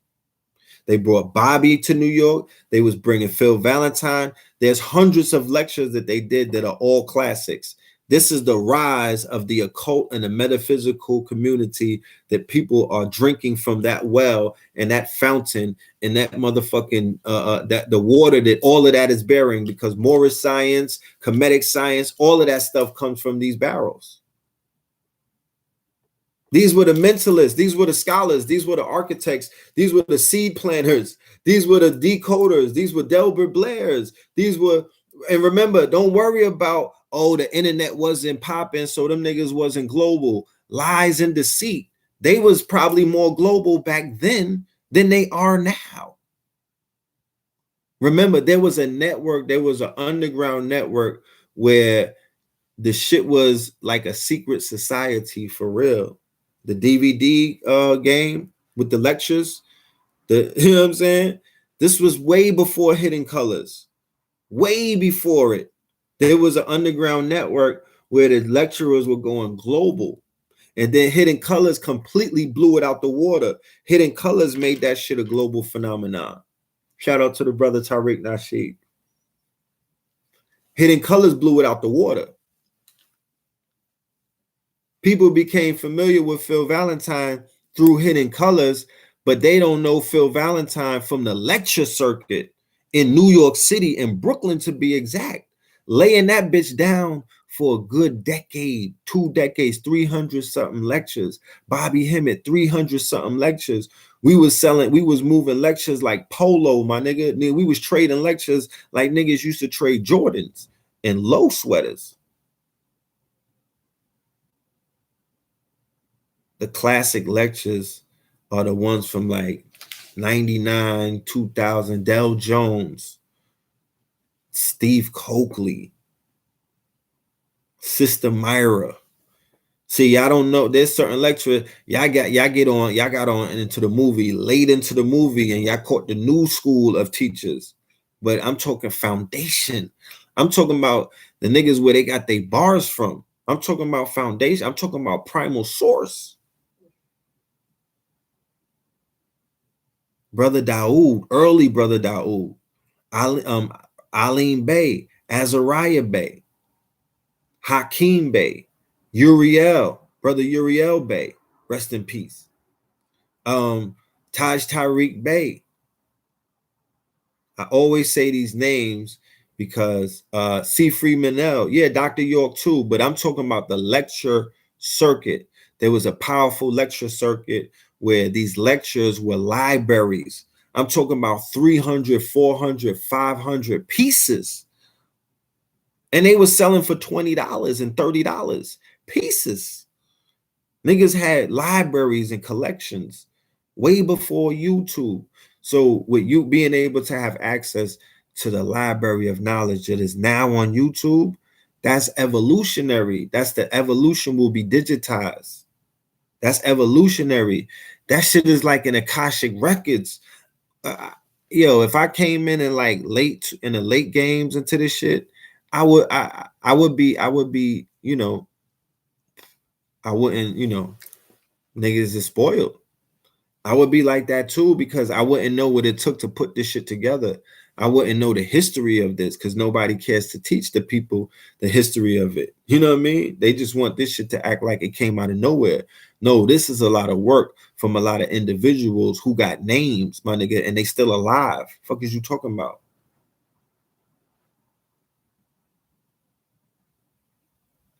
Yeah, I got the 20 for 20 book deal, $20 for the 20 ebooks. I got the business bundle and the metaphysic bundle. Hit up the Cash App, $ Phil Moreland. Phil, like fill up them banks, PHIL, and more land. Like that's what the fuck we need, more land. For where my Moors, let's get some more land. I never got a fucking a housewarming invite to nobody's land, not yet. So yeah, Phil Moreland, Cash App, and I'll send you those books. Make sure y'all download all of these lecturers' names that I'm saying. Get you a hard drive. Make that your weekend assignment. It doesn't have to be all of just because people are taking all of our content and storing it of different races. They're beginning to catalog all of this priceless information. So I hope that the melanated family is doing the same. Understand and don't use ego when, don't use ego coins. Don't use ego in the statement that I'm making. But our people's information is priceless. If you go on Amazon and you look at Dr. York's book and other of our scholars' books, you can see that they're selling at exorbitant prices. Why? Because the information is becoming recognizable as being priceless and they're pouring money into it. Look at Dr. Sabi. Okay. They're doing documentaries on the man right now. He's going to go down. His legend will be spoken of. His legend will be told in a proper way. I have faith. I'm a faithful, I'm of the faithful few. I have faith that everything is going to be all right.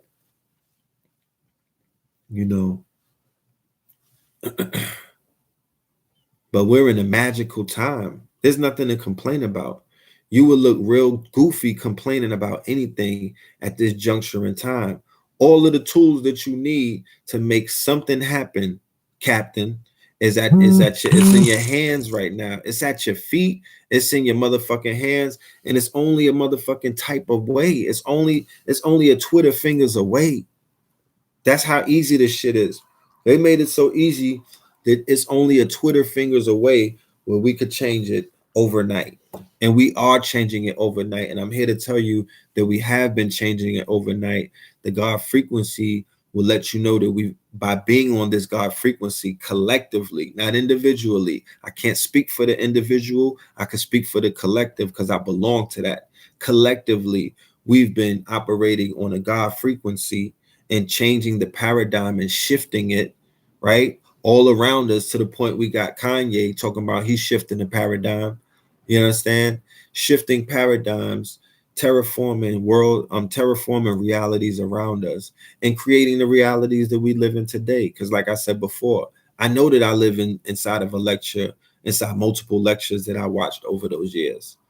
Everything that they talked about, I'm seeing right now. Everything that Bobby, not everything that Bobby talked about, but all of this shit that's going on right now, I heard about in a lecture like 15 years ago, 20 years ago, when I was in my student phase. It just went into my subconsciousness. So you got to ask yourself, is it by it going into your subconsciousness, did you create this reality that you exist in right now because of that? Because I feel like I did. I feel like a lot of the shit that I'm seeing, that I'm wilding, I'm like, yo, that's crazy. These devils are showing their fangs. Nah, nigga, you got exposed to that. So that world is now exposed to you. So there's nothing to be surprised of. Just always manifest and visualize instead of being in fear states. Get in your flow state and begin to actively visualize this Wakanda that you niggas said that you was gonna create. You understand? Or this paradise on earth, like where KT and Blue Pill is at right now in St. Croix. It doesn't take anything for 100 of us to get 100 racks up each and go over there and start building up a whole goddamn nation so we can enjoy our lives. This is about having a good experience. You know what I'm saying? This is about solving problems. And I know how to solve problems. And collectively, we know how to solve problems because, like I'm showing you in that article, we're the engineers, we're the scientists. You think you keep giving them credit, like those people who were coming off of that elevator yesterday, coming out of that church service where they gave all of their credit, all of their praises, and all of their energy to somebody who don't look nothing like them, to someone who's external to them. You know what I'm talking about?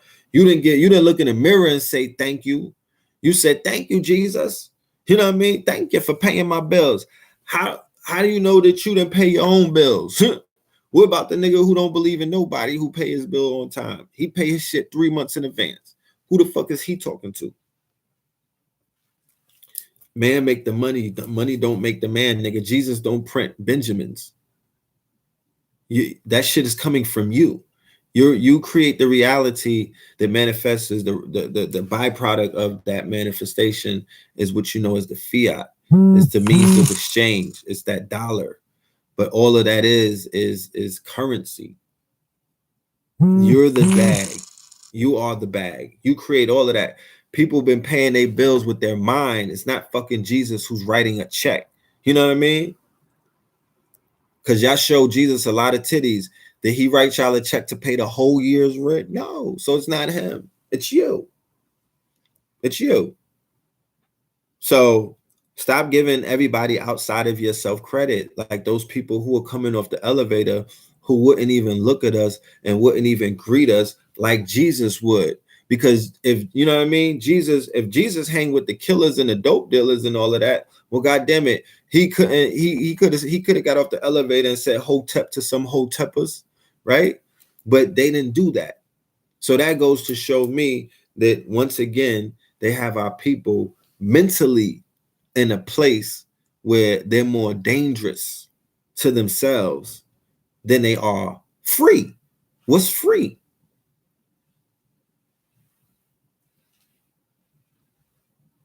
We're on a whole nother conversation. We're dealing with the mind. We're dealing with the spirit. We're dealing with the mental. We're dealing with energy. We're dealing with mastermind principles and things of that nature. So, yes, we're dealing with love. We're dealing with love. And we have multiple networks that are forming around us that are dealing with organization, that are dealing with trust, that are dealing with integrity, that are dealing with solutions, like the paradigm shifters. What we're about to do in 2019, shit, what we did in 2018, that was history. Collectively, we have a platform where we speak to millions of people. With them taking Ben X's channel, he's even going to become more popular, or he's going to become more supported. He's going to even become more viral. Watch and see. So the forming of Voltron has taken place. Have you noticed it? Have you been paying attention? And paradigms are shifting and mountains are moving. Y'all looking for a yellow vest demonstration like what they showing you in Paris. Remember, I broke down the Paris is on the 49th parallel, the 49th parallel line, and I explained to you ley lines and energy grids. What's happening on one parallel line is going to cross over into the whole parallel line. So right after the Paris thing, then you see the ban of hip hop, because Russia is on the 49th parallel as well. So the yellow vest shit lit up. Now Russia's lit up because they're banning hip hop in Russia. So if Russia bans hip hop, and hip hop is not just snap music, mumble rap, and ringtones, my nigga.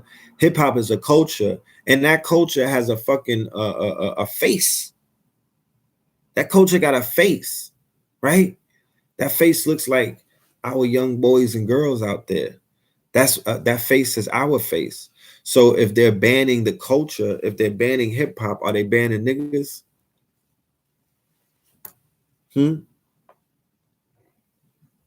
Are they banning niggas or nigga culture? Are they banning deaf culture, or are they banning the golden era? What are they banning? Are they banning aesthetic nihilism? Because they can't ban aesthetic nihilism when they practice it themselves. They practice punk rock. In Russia, they have heavy metal, heavy hard body. These are Greek Orthodox. They deal with all kind of rock and roll and stuff like that. I don't necessarily know what kind of music they listen to in China, but what I do know is there's an aspect of the culture that they're declaring war on. So you be aware of that. Be very mindful of the fact when the superpower declares war on a culture that you're being identified as the motherfucking culture, what that means on spiritual levels, economical levels, political levels, and even on a Wikipedia level. What the fuck does that mean? What you mean you declaring war, and how much, what's your budget for that war, and what means are you going through or going to affect that culture in the war against it? Because you niggas still walking around thinking the war on poverty ain't had nothing to do with you, or the war on drugs, or the war on crime. And there's 1.5 million black men missing in America. Niggas is on some plantation somewhere.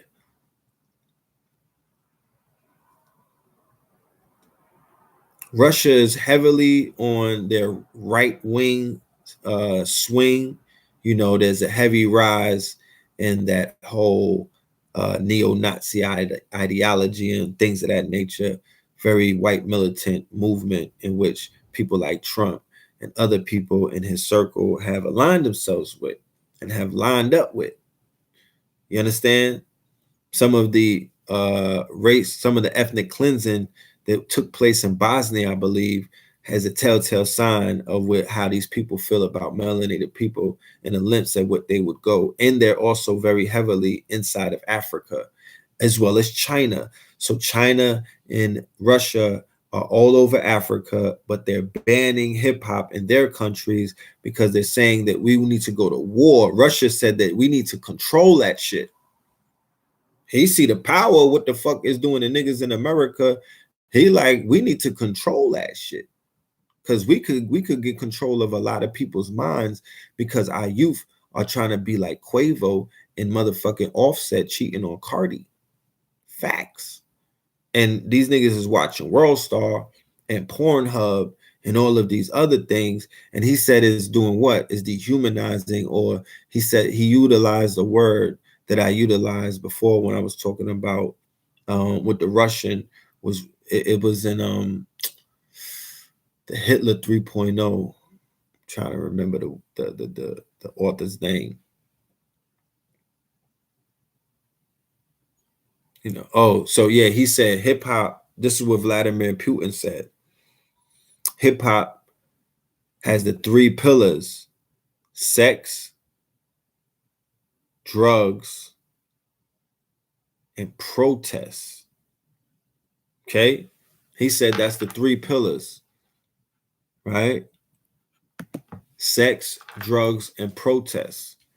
So protests would be like the message with Melly Mel when niggas was making riot music. You know what I'm talking about? Protest would be what's free. Not really on some protest shit. Niggas use We Gonna Be Alright as protest music. Protest is, you know, somebody using that voice to wake a nigga up. Protest is what the motherfucking Kendrick Lamar was showing the world in those Grammy performances and BT and shit like that. That's protest. Protest is when they see niggas burn shit down.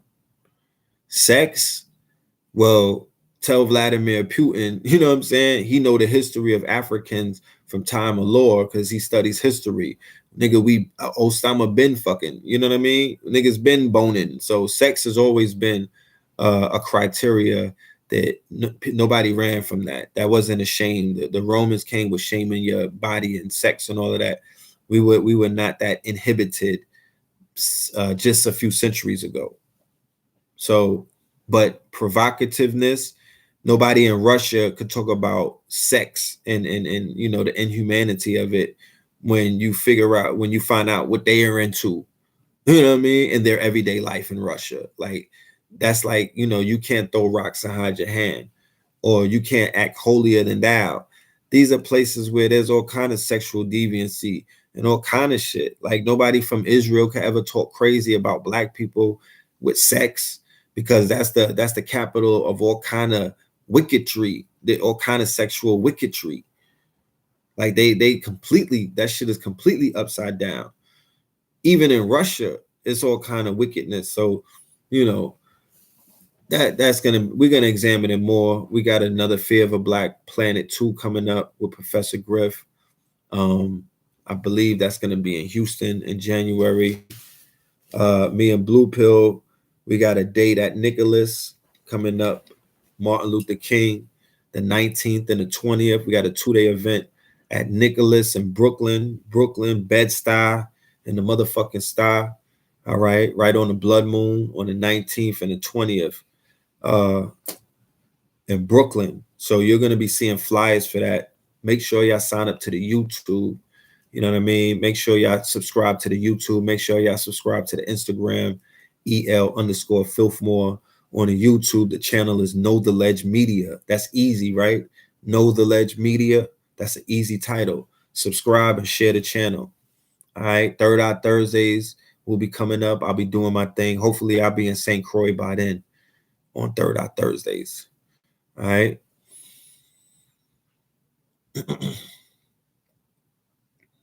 Sex, drugs, protests, voice, and music. So yeah, so we need to connect with some Russian MCs and do some protest music. They need consciousness over there.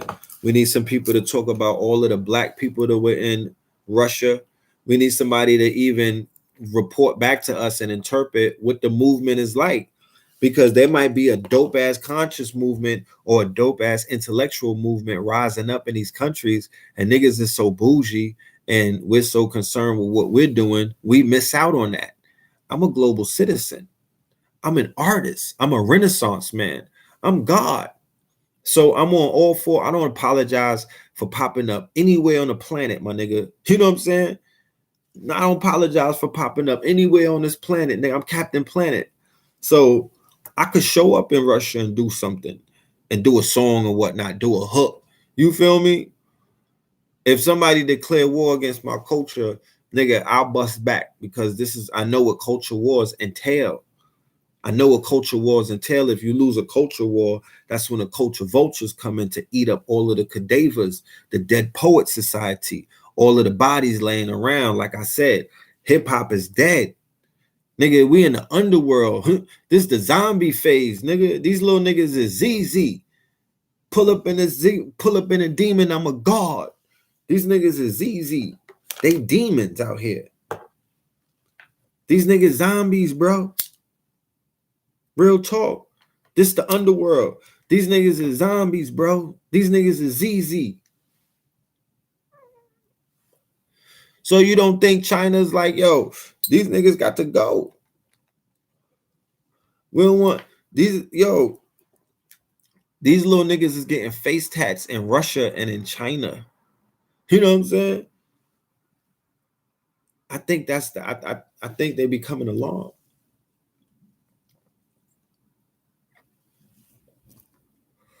Everything is pop culture. So everything that these niggas do, TMZ is showing it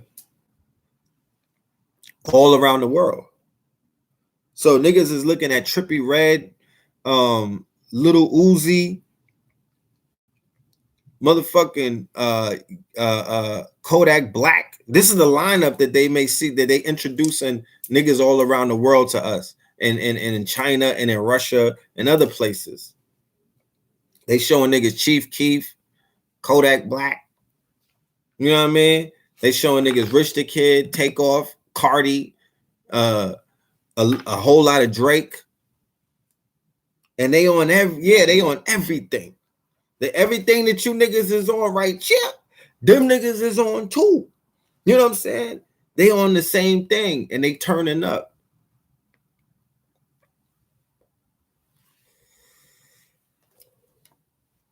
Remember, 6ix9ine was bigger overseas than he was in America before he blew up. And even afterwards, he was a phenomenon in Europe, right? So they declaring war against that culture.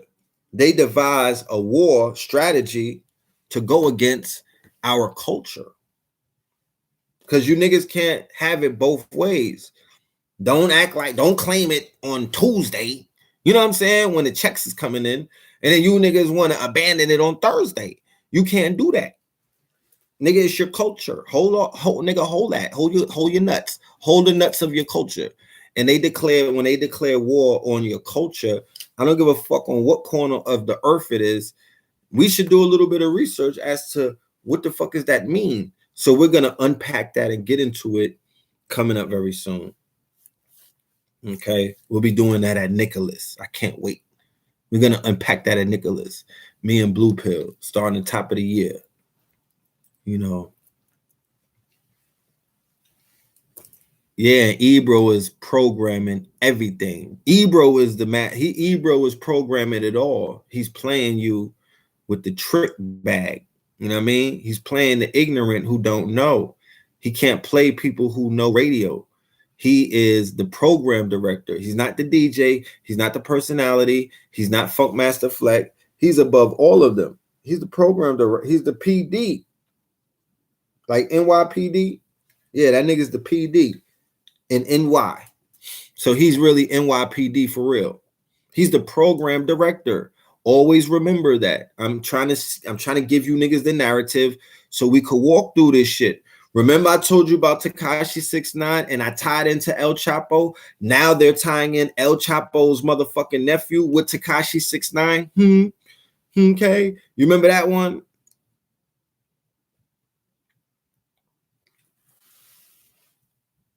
So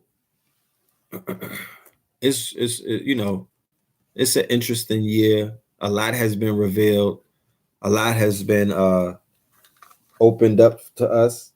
If you don't see that we winning, I don't know what the fuck to tell you. Like, if you don't see that we winning, I can't help you, man. Like, I don't know what to tell you. Man, if you can't see that we winning, then nigga, you can't see shit. You know what I mean? Nigga, we winning. This whole shit is falling apart. Okay? It's doing what the fuck they said that it was gonna do. Look, bro, they said in 2012, the world is coming to an end. In 2012, the birth rate of people who, I didn't say it, you didn't necessarily say it, it's been said though. These white people, it said that in 2012, their world was coming to an end. I got a chart, right? That's available to anybody who wishes to go and research it, that their mortality rate was, it went negative out of nowhere in 2012, and it's been falling ever since. Now, how that didn't make top of the news, I have no idea, but they periodically put out mad articles, because I got about 10 that I'm going to show you where they already put their information out there. So you could never say, oh, they was hiding. No, they wasn't. You niggas just wasn't reading. They put it out there. They was like, yo, white people are dying at astronomical rates of deaths of despair. That's what they said. That's what they said. The opioid addiction is that nigga, that's third wave. It was some other shit that started cooking up. The opiate shit is third wave. That's bringing them into the zombie state. It's bringing them into that living dead state, or that motherfucking apocalyptic state that they keep prophesizing. It's taking them right into that. But they was already going on some other shit. I'm talking about divine retribution. There's some cosmic shit taking place. You niggas don't understand what the fuck is going on and how this shit is, how the universe works. Everybody is looking for domination. The dominated always tends to look for domination to show them that there's some form of, success taking place. You understand?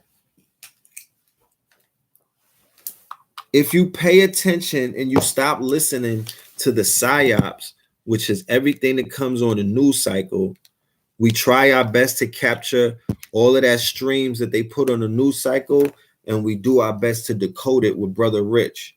Yo, why the pills always want to talk about shit that everybody know about, you know what I'm saying? Shit that's just going on. They don't want to go deep because you bird ass nigga. I'm talking about shit that everybody's watching. Obviously, when we talk about it, everybody know what the fuck we talking about, because that's the shit that everybody's talking about.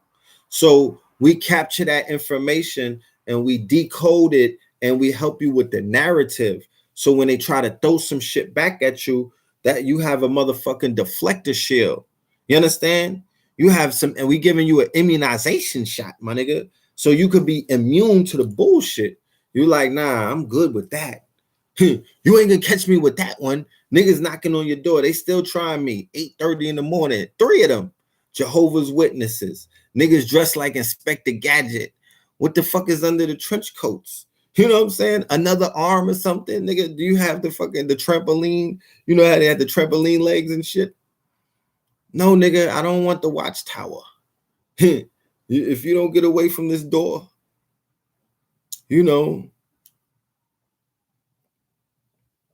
they still trying to catch a nigga. But if you're fortified, right, in your mental state, nigga, and you standing firm on your square, and you know who the fuck you are, and you looked in the mirror in the morning and said, thank you, God. And before you went to sleep, you looked in the mirror and said, good night, God. Nigga, then you know that you the shit. There's nobody else. Sorry. There's nobody else. It's just you.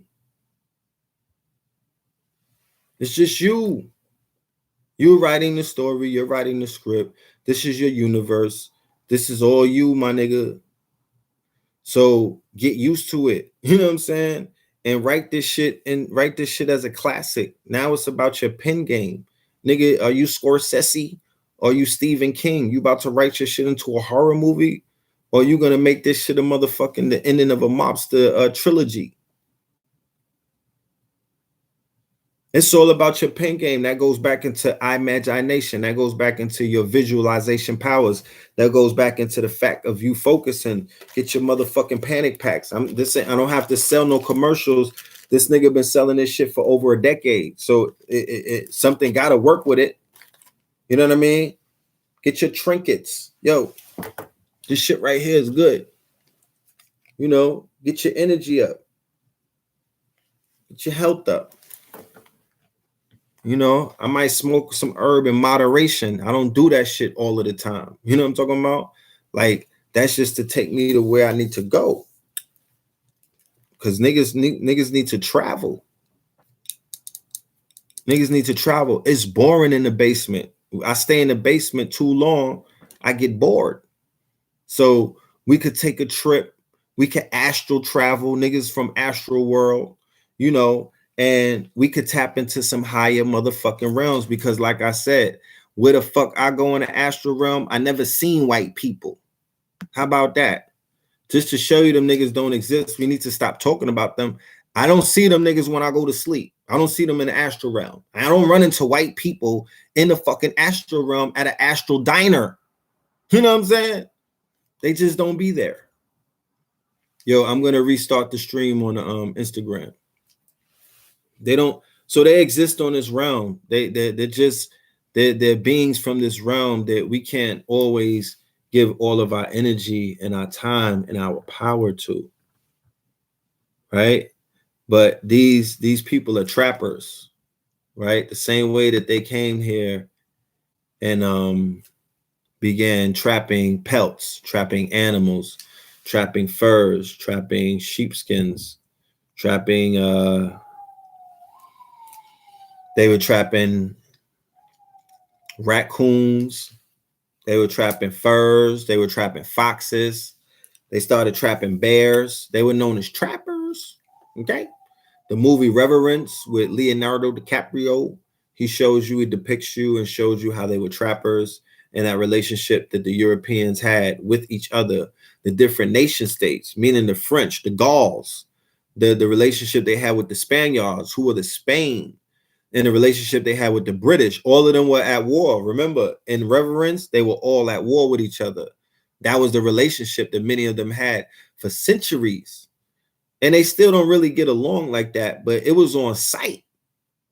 To this day. With these tribes, these European nations. So that's only to put into context how things were in a historical context, so we don't attribute how we see Europeans rocking today underneath this false banner of what they call white, which is not real. It's a fictitious identity because white did not exist about a few hundred years ago. So before this fictitious identity of this nation of people called white walkers, right? Because white is a new designation. It is a colorable term. It's brand new to the scene. The Whiggamore Party, go and do your research. This shit was started recently. The same way before 88, there were no African Americans. That's a new designation. That's a new status. Thus forth, that's a new people. You don't know how this sorcery works, my nigga. That's a new people. Niggas. That's new people. That frequency. Remember, God frequency. Words having frequency, names having frequency, names having frequency and meaning and things of that nature, thus determining the resonance of the name and also the attributes of thus name. So if your name is on some dun shit, it's gonna show.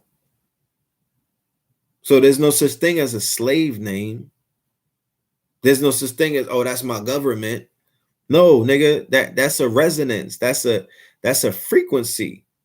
Bartholomew Adams, that's your name. The third, my nigga. Like, that shit has resonance to it. There's something inside of Bartholomew that you need to find out about. You know what I'm saying? It speaks to me. So then you have another name. Niggas know you as Killer Bart.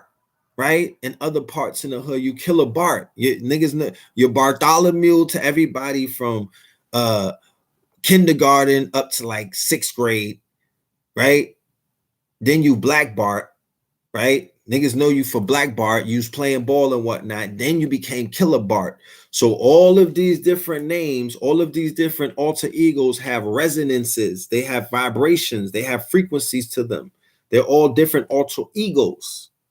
Alter egos. You know, like the altar that you build in your house, the alter egos. Man possesses multiple alter egos and switches to them simultaneously by the calling of one's names or an attribute.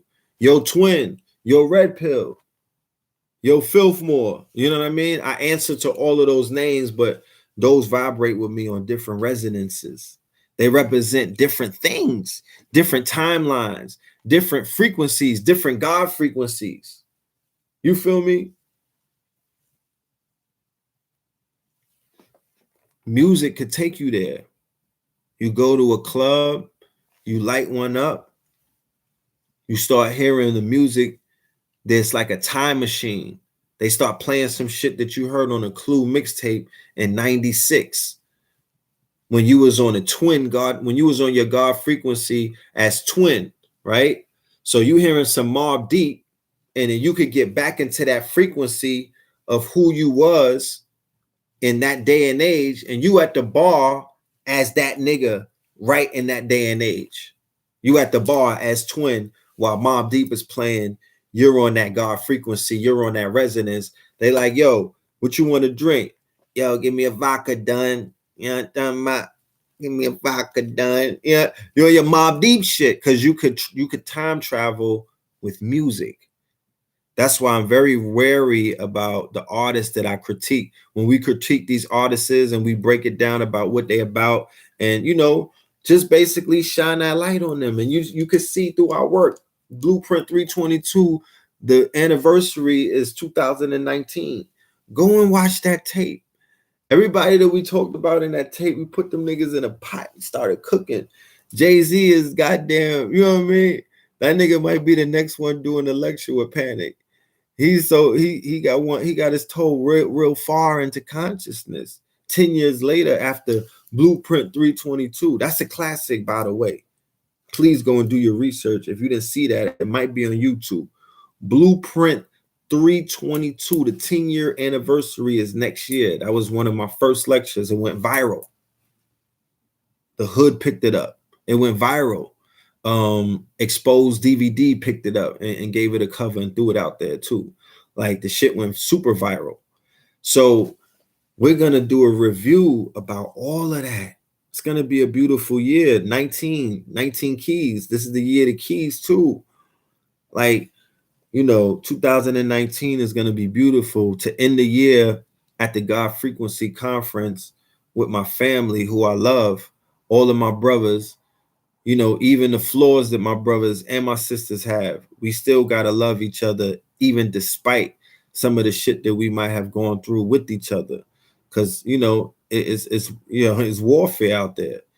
Just keeping it real with you. This shit is warfare. It's intellectual warfare. It's mental warfare. It's spiritual warfare. It's economic warfare. They got embargoes on niggas, man. You think I'm playing? Niggas be having embargoes, straight tariff, trade wars and all of that. Nigga, this shit warfare. They turn it into a warfare for likes and audiences and subscribers, nigga. It's war. You think it's not? So it's a form of digital nigga warfare. You know what I'm talking about? And, you know, psychological. Yeah, psychological. So you got to be fortified. You got to understand. You got to utilize the art of discernment. You have to be you have to be tapped into a deeper part of yourself. You have to be on a motherfucking quest and a mission to gobble up and to eat up as much information as possible to get you into a better version of yourself, nigga. Hop yourself into your own Bugatti, nigga. Hop out your old body into your new Bugatti. You niggas is living to die to drive a fucking Bugatti, but don't want to hop out your old body into your new Bugatti.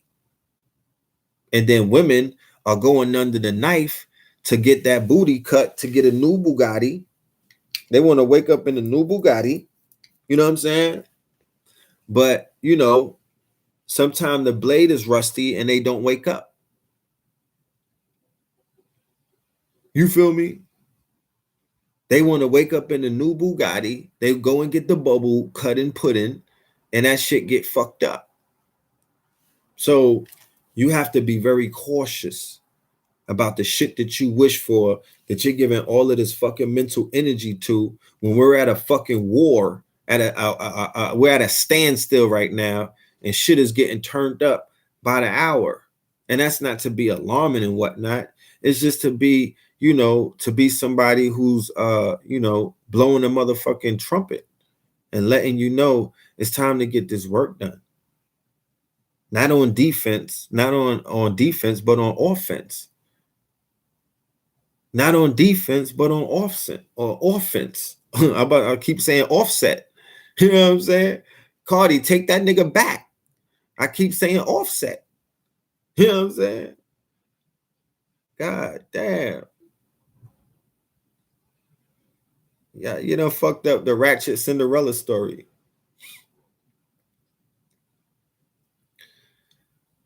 So if there's anybody out there with that, I'm not talking about anybody personally with, if they are plastic surgery advocates and shit like that, and that's what they about. It's nothing aimed at that. There's nothing aimed at that. I'm really just saying that, look, we be focusing on some of the wrong things at the wrong time. Joke time was over a while ago. You understand? Niggas are trying to fucking diamond. They trying to mine. These niggas is digging into mines, trying to extract every reason to be on joke time. And I'm not with that shit. You understand? I ain't with that shit. Somebody say, Cardi, stand your ground. Okay. I know y'all want that nigga to cook in the flames. I get it. He's going down for shit. Offset is gonna be the Jesus Christ for thoughts. They're gonna sacrifice that nigga to the thought goddess for fucking with Cardi's heart. You understand? I don't think he understand what was created in that exchange that took place between the two. Do I go live with people? Yeah, I do, but not tonight.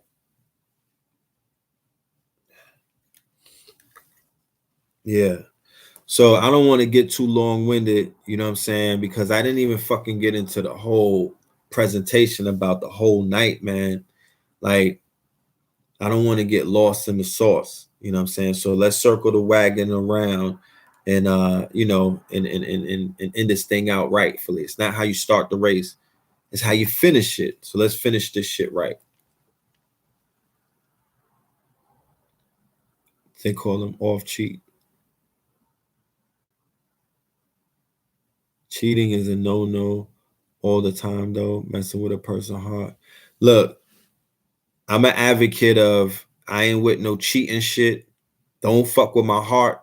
Like, you know what I mean? Once you step out, nigga, it's a wrap. Like, once that seal is broken, there is no returning. So, I guess if young women need that as motivation to not take back cheating boyfriends and stuff like that, then that's what they're gonna. But stop holding on to what these people do in their private life and what they're going through, and some of the shit that's going on that you know nothing about. I wouldn't necessarily, for the young women that are out there that are looking at the Cardi B shit and judging how they're gonna do their relationships or how they're not gonna allow the guy who cheated on them back, because that's what Cardi's not gonna do. Like, that goes back to what I'm saying earlier about the power and the influence that certain artists are having over the minds and the hearts and the actions and the thought patterns and the thought waves of these little children and impressionable minds all around the world on a global scale right fucking now. Like Cardi B is being worshipped and listened and followed to and fucking you know and like energized by people on a global scale everywhere around the globe. And that's very powerful. You know what I'm saying? That's very powerful. You know,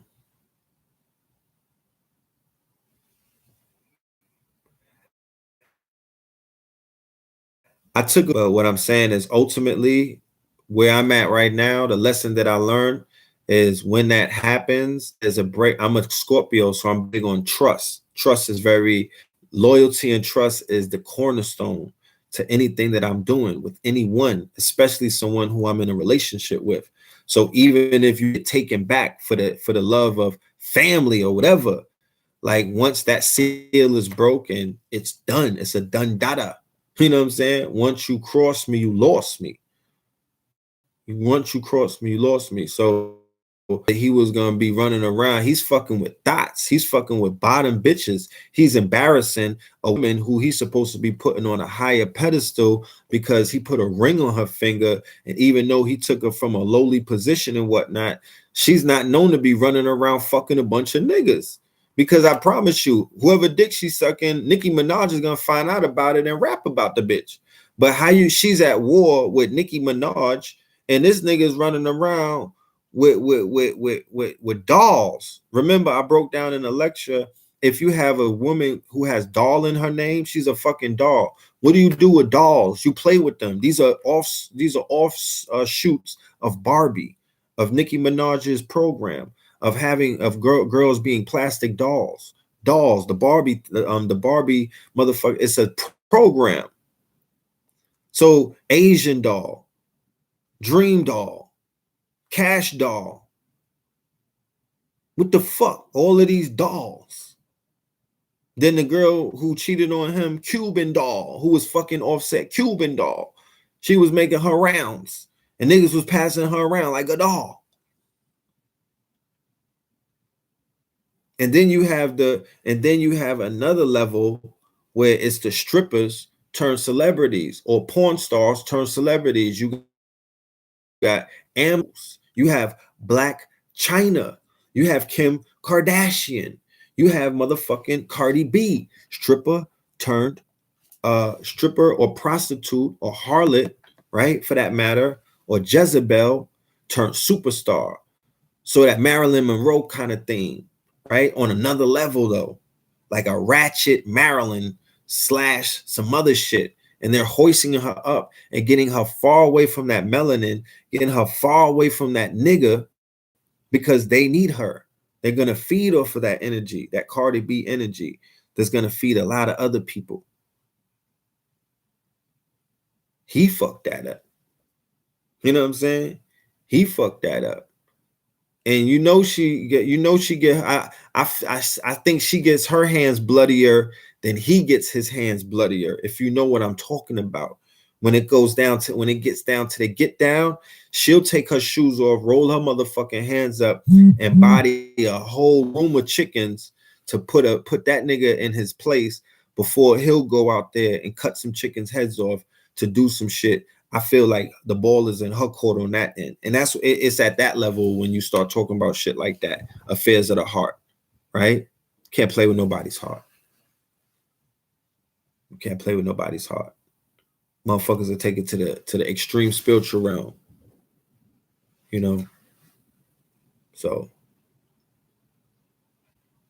that Barbie theme, that scheme, like this is the soup that our baby girls is drinking from. Facts, you know that. You feel me? This is the soup that the babies is drinking. Not just me. I don't really know about these dolls and shit like that. Don't listen to that shit. But got a 5-year-old daughter though, Wisdom Bella. You know what I'm talking about?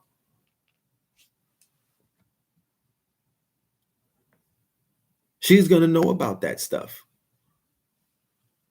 Or she's gonna be exposed to that shit. She's not gonna be exposed to it, but she could be exposed to it. The possibility of her being exposed to some girls on the radio talking about selling box. You know what I'm saying? With a melody to the shit, a jingle about selling box. So you singing that shit like a McDonald's jingle, selling your box, skipping all around as a little girl, having jingles about selling box, and then old grown men hearing that shit and acting on that.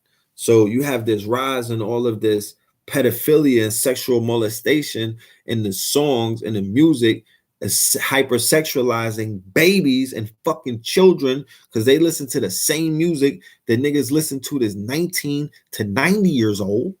Everybody listens to the same shit. There's no clean versions being played. And niggas is hypnotized. So you could be under double spells, nigga. You could be under Black Christian White Jesus Serapis spell, right? You could be under that shit on some Django, like some completely, because there's levels to the Christian spell. There's Christians that don't got they shit is super lit. There's no spell on them. Then there's Christians that got heavy spells. I'm talking heavy spell. I seen some heavy shit the other day. I've been to other churches where it was lit, and there's nothing bad I gotta say about that. But the shit that I saw on Sunday, yesterday in Harlem, these niggas look zombied out. Real talk. That's no offense to them. These niggas were zombied out.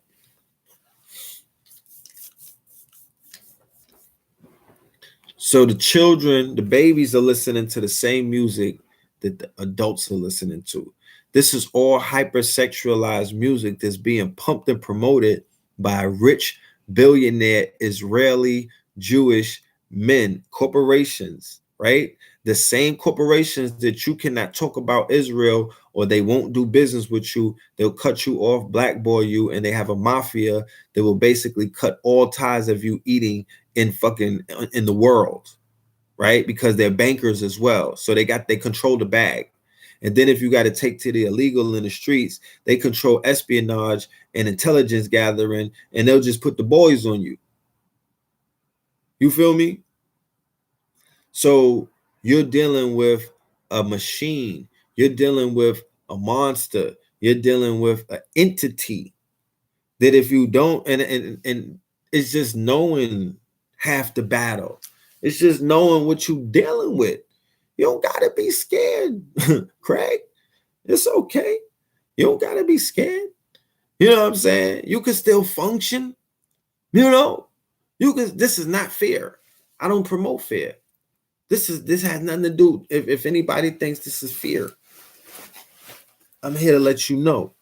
You niggas is okay, man. I told you we winning. I promise you. I promise you. The only thing you got to do is convince yourself that it's true. But I promise you, my nigga, we are definitely winning. The L's that you even thought the niggas took, we didn't take those L's. I promise you. These crackers is falling to pieces. So, you know, it gives you an idea of how powerful our people's minds are, how powerful our people's hearts are, that they pay so much attention, that they put so much effort, and they, basically block out all of the solutions. You know what I mean? Basically block out a lot of the answers that can basically come and help the people. Because I know a lot of people be like, so why nobody's doing nothing? You don't think nobody's doing anything? You don't know what warfare is? You think Rome was built in one or burnt in one day, my nigga? Like, this is a process. This is a process. But it's happening in the moment. Fuck what they talking about on the news. None of that shit is true. It's all a script. Remember, you live in the now. You live in the now. You control everything. But it's going to take mastery so you could tap in. Right? It's going to take mastery so you could tap in. Let me share something with you.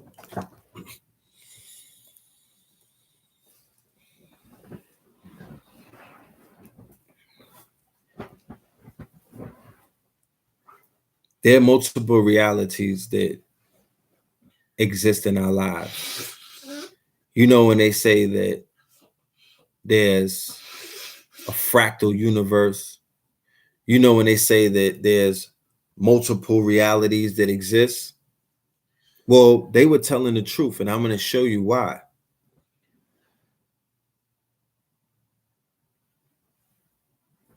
When you wake up in the morning, and you start your day, right? You get a choice. What is that choice? That choice is when you first get woken up by your mind or your body, your inner alarm clock. Do you decide to get up at that moment? If you decide to get up at that very moment and start your day, then you started your day according to the script, right? Because that was the time that you were to get into your role. That was the time that the script for that magical day that's supposed to happen, where all kind of magical things are supposed to happen. That's the time that you were called to the motherfucking stage. But you say no, you hit the snooze. Chill, wait a minute. Just by making that one choice, because remember, it's all about choice. Just remember, your reality is based off of the choices that you make. This is all about willpower. This is all about fucking algorithms. That nigga just told you who made the shit for Uber. It's algorithms and it's zeros and ones, right? It's this yes and the no's. It's divination. You understand? So it's either wake up or go back to sleep, snooze or motherfucking boom. So you go and you snooze, you wake up 5 minutes, you hit the snooze button again, you hit it 4 times, then you woke up. But there's the nigga who didn't hit it 4 times. He went back to sleep at 4 a.m. Then his body or his alarm, or they try to call him to action at 7 a.m. All of action. You know what I'm saying? Wake up, nigga. Wake up. And then you get up. And then some other shit is going on in your mind. And you go back to sleep. And then that nigga wakes up at 12 o'clock. He's going through what is known as the Groundhog Day. Why?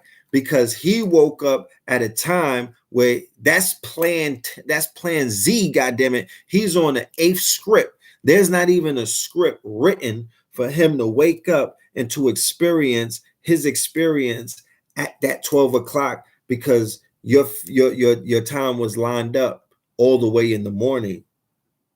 Because you got to remember, the morning is the business hours. The morning is the business hours. The nighttime is the creative hours.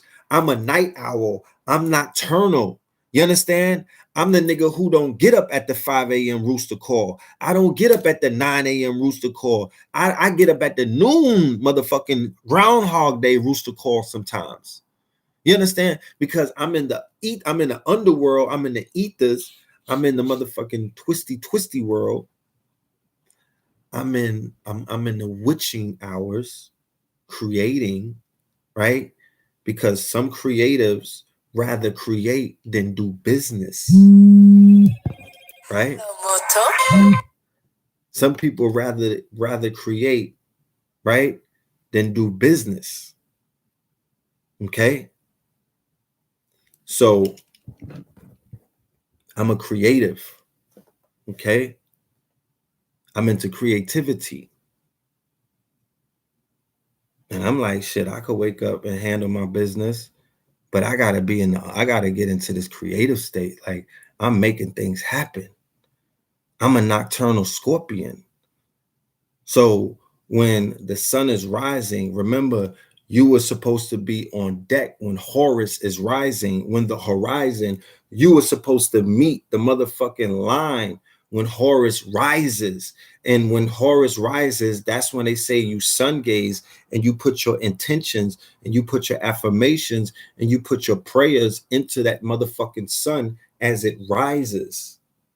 And then when sun sets is when that's when you bury niggas. That's when you put your thoughts, or that's when you put your ideas to rest in the sunset stage. That's the set stage. Horus set, horizon, sunset. Okay, those are the 2 times of the motherfucking day when the energy shift. But that's what you're supposed to be you're supposed to wake up when you get called for your motherfucking script. The first time you get called, my nigga, stand at attention, get on your motherfucking job, play that role, play out your motherfucking script because they wrote it for you for a 4 a.m. wake up. And that's when the magic happens. Man, I woke up like 8 a.m. on Sunday, the day of the lecture. I was ahead of a lot of things. Okay. I was ahead of a lot of things. You know, I wasn't chasing time. I was making time. I was ahead of the 8 ball. I was in control of my destiny. I was able to have a very successful day, foolproof, because I wasn't playing catch up. And I be on a nigga be on cosmic time, not color people time. I be on cosmic time. So I show up to shit when I feel like it. You know what I mean? But I'm noticing the importance of time. The concept of time is something that we really have to study. The concept of being able to wake up very early in the business hours and to handle business on international, national, local, and global levels. That's very important.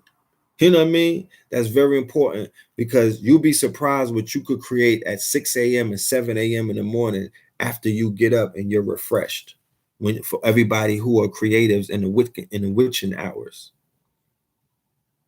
And I'm not saying to do that every night, but moderation is fucking key. So my balance for this hibernation season is coming is to be in my nocturnal state, but definitely to be in my waking up with the motherfucking, I'm talking about 4 a.m. I read some shit that Mark Wahlberg, his routine, a regimen that he had. That nigga wake up at 3 a.m. and he gets busy by 7 a.m. He's a legend. So business owners, especially small business owners, coming from me, I'm about to experience it. But if y'all got any advice, please share that with me. Because like I said, in this holiday season, bro, I've been working so hard. I'm talking about nonstop slaving, making these fucking clothes, bro. This shit is work. You got to be careful about what I ask for it and I receive it. So I'm grateful. And it's nothing like being busy. It hurts when you don't have nothing to do. But believe you me, this shit got me working. But it's not work. I love doing it. I get a fucking enjoyment. I get a kick.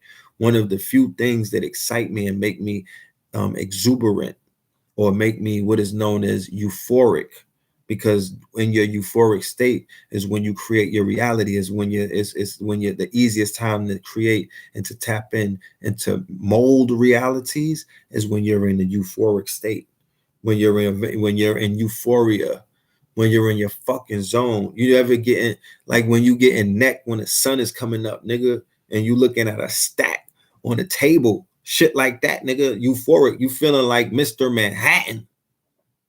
I know it's late, but you know, pardon me. Euphoria. I knew a girl named Gloria from Astoria. This shit is about euphoria, bro. If the shit that you doing don't make you euphoric, you're doing the wrong thing. Don't be so fucking sacrilegic and puritanical that you niggas don't have an outlet to get euphoric with. How you do your magic if you don't get euphoric? And if you get euphoric and it got anything to do with white men, you're a homo. You got homoerotic thoughts. You need to shake that. You better find euphoric in some and with some sisters. You know what I'm saying? You better find euphoria with Gloria from Astoria. You know what I'm saying? And stop playing.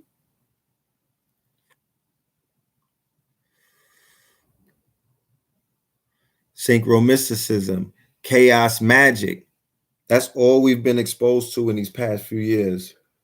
Are chaos magicians of the highest order. Chaos magic, they've been doing their magic right in front of us. And we've been watching it and we've been allowing it to go down. But now it's time for us to identify that shit, call it for what it is, and throw that shit away. It's a fucking program that don't work anymore. Or we just give them stronger magics, you know what I'm saying? And we, you know what I mean? Because out of chaos is an order.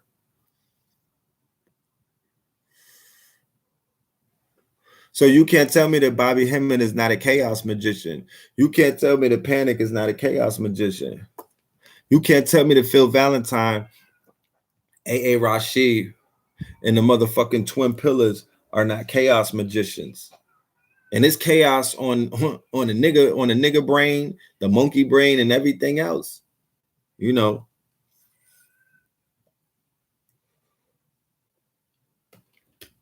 The information, bro. The most precious thing on the planet is what? Intellectual property. In case you niggas didn't learn this in Khan Academy or at your TED Talks, that intellectual property is called intellectualism.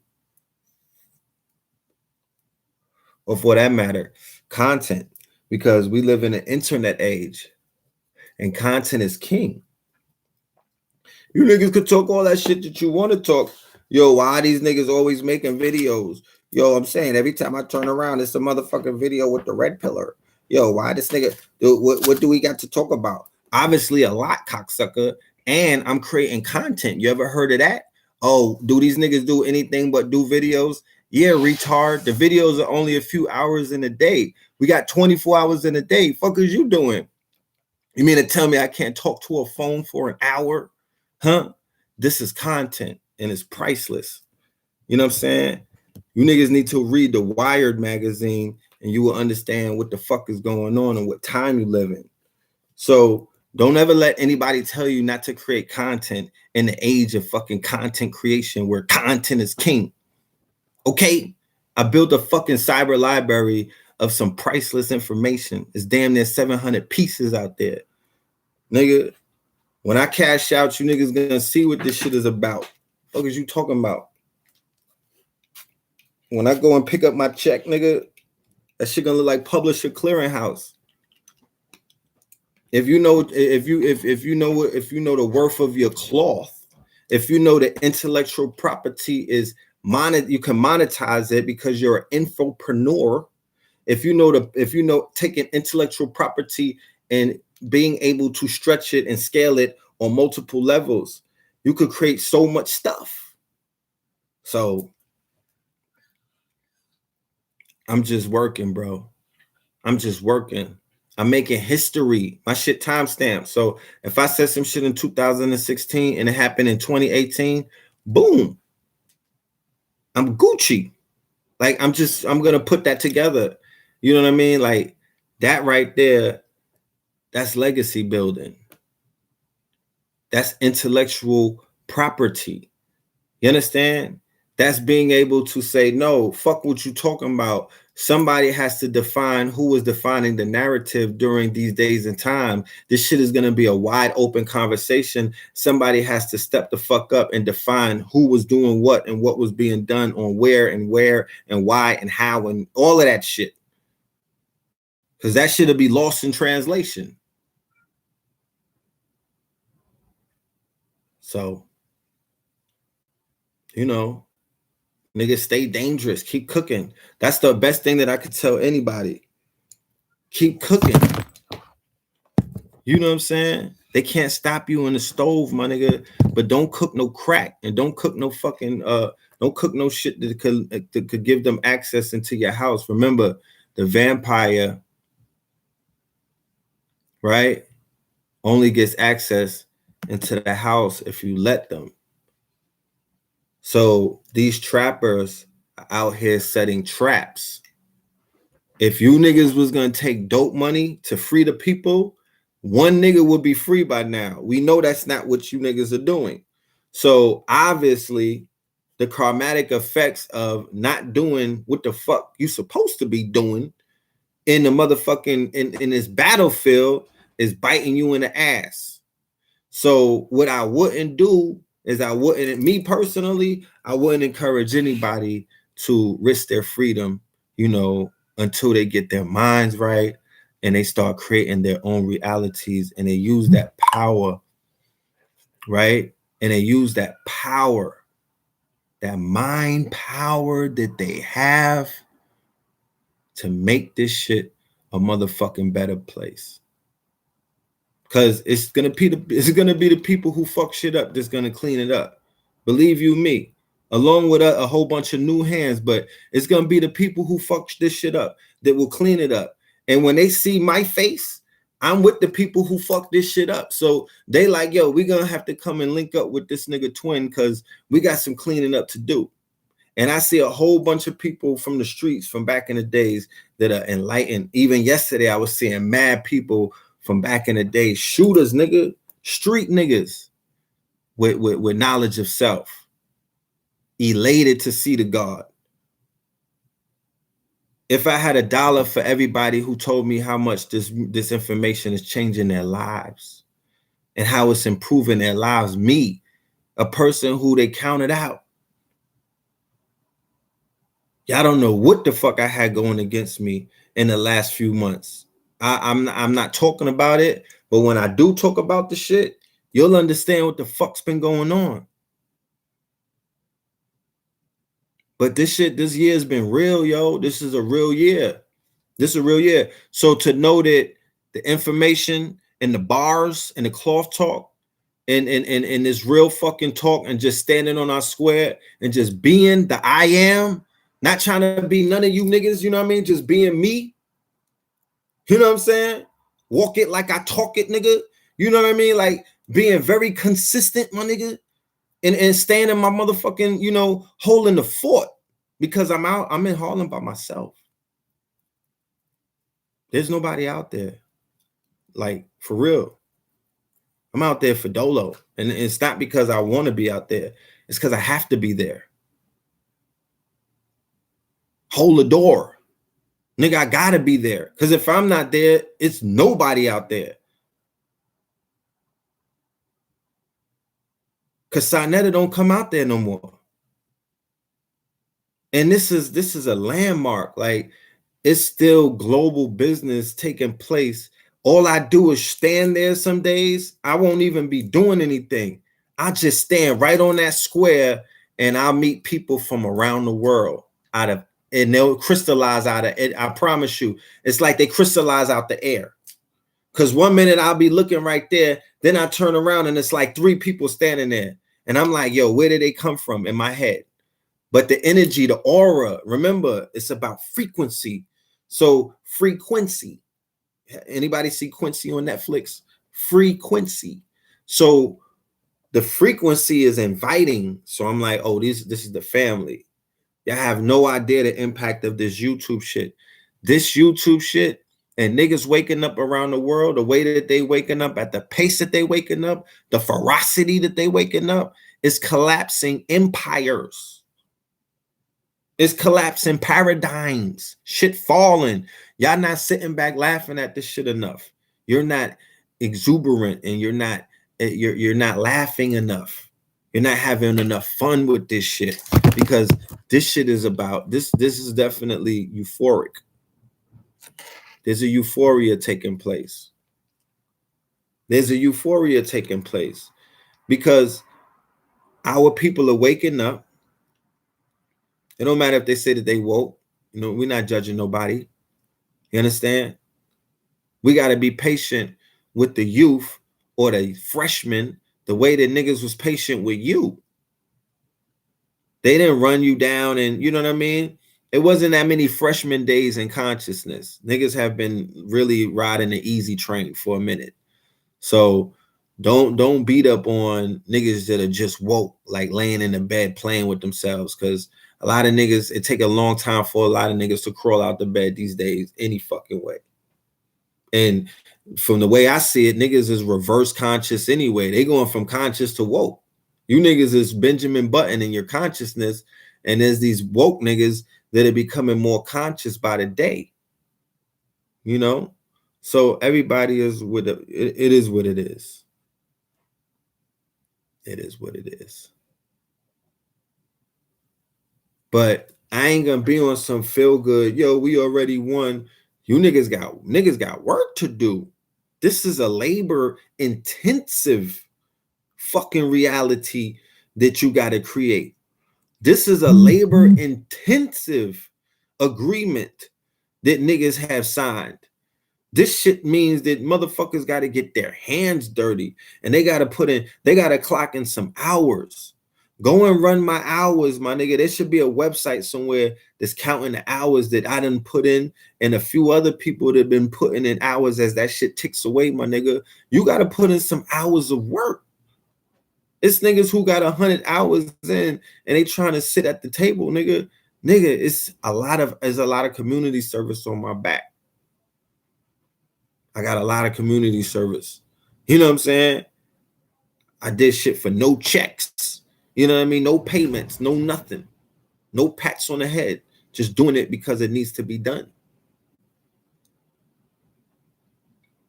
Real talk. And that's not no braggadocio. I don't got to be on some egotistical beating on my chest, my nigga. Like, I'll let the documentary and Netflix tell the story. You know what I'm saying? I'm not one of those guys that get into, yo, back in the days. And I like to give people historical references and take you niggas on this motherfucking in the DeLorean and take you niggas on this trip every now and then.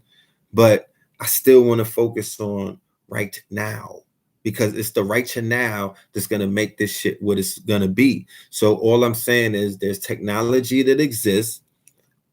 You niggas don't talk about the money that you don't got, because the shit don't cost nothing, you broke ass nigga. Relax. You understand? It's a fucking download.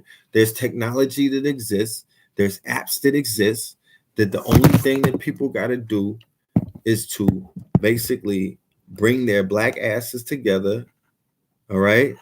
Become a membership, okay? And in this membership, do what? Begin to invest in, support in, and circulate their currency inside of this membership, where all things will be available to them in terms of industry and in terms of information and in terms of health products and in terms of lifestyle and in terms of content, media, and things of that nature. You understand? So, you know, these are the things that are coming into 2019. You know, these are the things that are growing through. Remember, we're in the winter phase coming up. And inside of the winter phase, all things are dying. All things are going through regeneration. All things are going through that death phase. I'm talking about in North America. It's people around the world, but in North America, this is the winter phase. So in the winter phase, it's hibernation time, nigga, aka nigga, translation, lay low season, nigga, falling back season a little bit, my nigga. Get off the fucking street, time and whatnot. It's the hibernation season. So I'll be on the internet more during the winter time.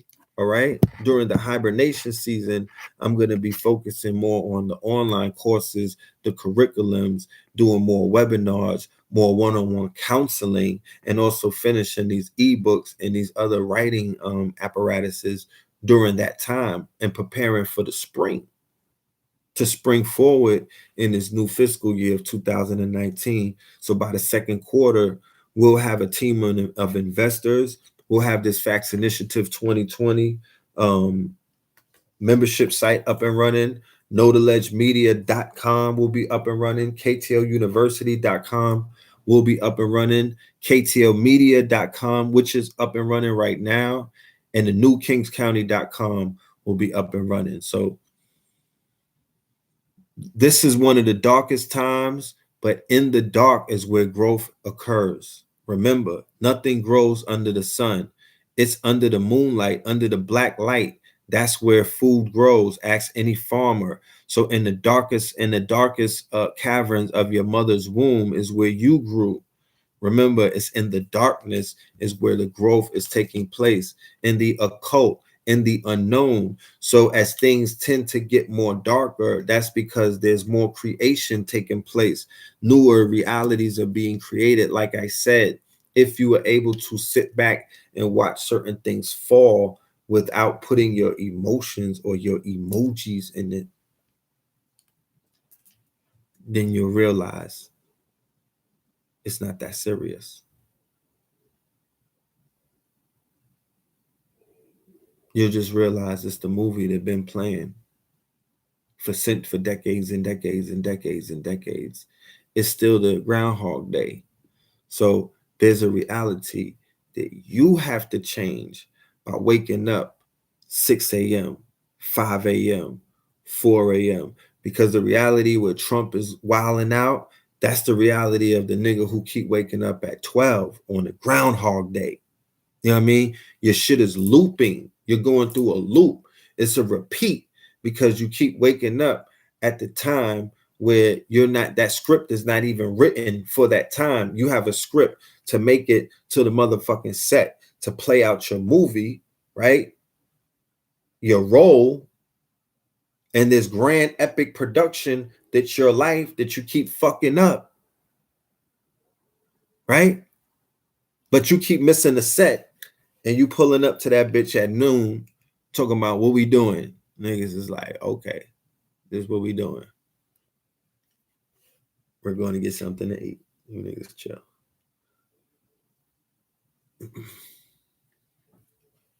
So all I'm saying is it don't matter about Trump. It don't, whatever you want to happen to Trump, when you wake up early and when you're programming your reality, that's what you make happen. The only reason that nothing is happening now is because you're not programming it. Okay. You got to program it. It's not happening because you're not making it happen. So you got to dedicate that breathing time, that meditation time, being still, visualization. Even if you put some shit on the fucking big screen, my nigga, you know what I'm saying? And jump around on your bed like a trampoline or something. Or you got something on the screen, right? Where you and your queen, right, is in between the sheets. And then you're visualizing, you're looking at whatever's on this screen and whatnot, and it's your visualization. But while you're in this blissful state inside of Heaven's Gate, right? You know what Heaven's Gate is, right? We don't have to get explicit, even though this is the nightcap late night session, but I'm not going to go there. But you know, Heaven's Gate, you know, that good, that wet. And you're in the we're going back to euphoric state. If niggas is like, yo, what that nigga, what the euphoric mean, son? Well, euphoric state is the state of bliss that you feel when you're inside of the sacred yoni. You know what I'm talking about? When you niggas is in the universe, that's the fucking euphoria. That's what euphoria feels like. Okay, euphoria feels like an orgasm. So they say in mental magic, mental science, positive thinking, you know, new thought, mentalism, you know what I'm talking about? All of these things, they say that you need to tap into a euphoric state. They speak about an activating principle. There's other things that go with it, but they talk about an activating principle, right? That puts you in a euphoric state. Some niggas is smoking the motherfucking cocaine. Some people was sniffing the coke, getting their dick sucked. Some people are shooting that fucking heron, that king heron, that dog food, right? People got different ways where they tap into their euphoric states. Some women just get crazy and just take off all their clothes and just start, you know, yeah, fuck yeah, do it, come on. It's a zone. It's the flow state, that zone, that euphoric state that you go into where you feel like, you know, like your spirit is animated, like some other shit took you over and you got the motherfucking pixie dust on you from the Mario game. You know, when you get the star and you should be, you know what I mean? Like you just be invincible. You feel like that.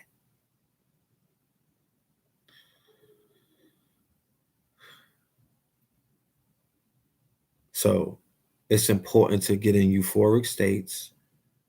And if you find yourself in euphoric states a lot during the day, I don't know what you niggas' occupations are. Some of y'all might be dominatrix, who knows, or whatever.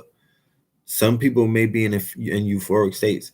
When you're in those euphoric states, utilize visualization, breathing, right? Visualization, breathing, okay? Breathing properly, not just fucking breathing to be breathing properly, right? And some kind of activated principle, and bring about those motherfucking ideas and visions of yours.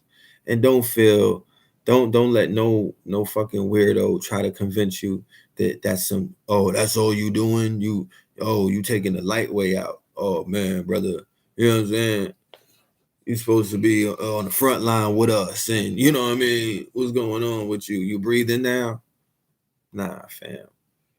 Don't fall for that one. Don't let nobody, breath is life, retard. Like, they could take a lot of things away from niggas, but if they take your breath away, nigga, you know what I mean? Take my breath away. You're out of here. So focus on the breath. And if you niggas is so gangster that you need gangster breatharians, then you just wait for that. But for everybody else that's not caught up in that stupid shit, go and find out about breathing and how the science of breath controls what is known as the spirit, and get in touch with a deeper part of yourself. I'm still learning, you know what I mean? I'm not a breath god, a breath guru and whatnot, you know. And there's other ways to tap into the vast universe of your inner mind, you know. Be creative. Be creative. Be creative. We got a lot of things coming up in 2019. We're in the St. Croix, Blue Pill and KT are in the mountains of the Virgin Islands in the St. Croix right now, dealing with the mind, opening up the mind, going places and dealing with healing, dealing with all kind of stuff, tapping into the real wealth, the real treasures, the treasure of the mind. What other treasure you niggas looking for? You niggas still looking for the city of lost gold or something? What is these? What are you niggas, coin collectors or something? While you running around collecting coins, I'm doing Cash App, and I'm dealing with the treasure of the mind. FYI. All right? The mind, my nigga. That's the fucking philosopher's stone. That's where the hidden treasure is. When you mine your mind for the diamonds inside of it, then you're going to be amazed what you could create. And it's going to be niggas' creativity that's going to hoist them into this next level of success. Success is definitely going to be that. Nothing else. You understand? Nothing else.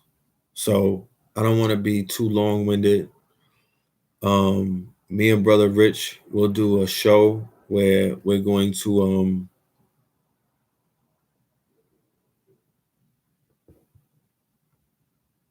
hold on.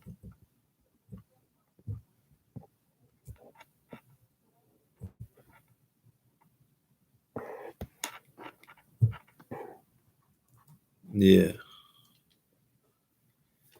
You stay solid too, man. You stay solid too, man. I mean, look, there's a lot of things going on in the world, family. I want to tell y'all this. There's a lot of issues that are going on.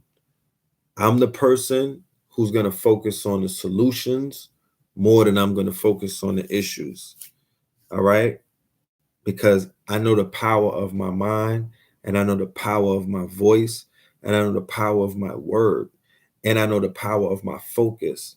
So I'm not necessarily going to keep focusing on all of the negative things that exist in the world, where negative and positive is a dual nature of the world. That's almost like chasing a fucking tail and saying, look, there's a tail. You're always going to see it if you're looking for it. You know what I mean? You're going to find whatever the fuck you're looking for in this holographic reality where all is mental. So what you should focus on and what you should be thinking about and what you should pay attention to is those amongst us who are doing things and who have solutions and who are activating their God frequency. That's what you should doing. That's what you should be doing. You know, shit. Don't be giving nothing else your energy. Don't, all of the gossip, all of the distractions, all of the COINTELPRO shit, all of the agent provocateurs, all of the traps, all of the trappers, all of the confidential informants, all of that shit is at play. This is a propaganda is 90% deception. This is a psyops. You know what I'm saying? This is a psyops. They've created a whole category to demonize this whole community. Let's not play retardo. Let's not play retardo. So, nigga, yeah, I'm playing a lot of games. But like I said, I'm laying low for the winter. You know, I got a lot of work. And you know, that's what needs to be focused on, the business. To make sure everything is in order, because things are definitely going where they need to go. So Instagram, love and light to y'all. I'm about to end the stream anyway. Peace and love. Yeah.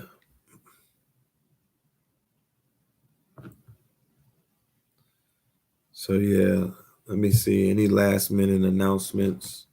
Well, make sure you come back on Thursday for Third Eye Thursdays. That's gonna be the follow-up to this Melanin Monday. We're gonna have Third Eye Thursdays.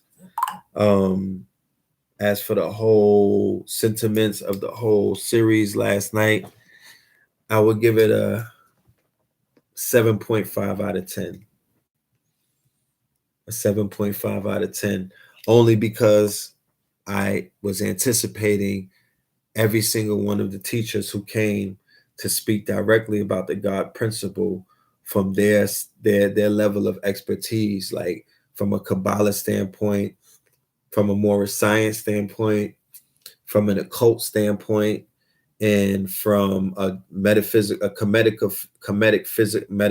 standpoint from Dr. Valentine, an occult standpoint from Panic, a Morris science standpoint from Alim, a Kabbalah standpoint from A.A. Rashid, and that's not what they necessarily delivered.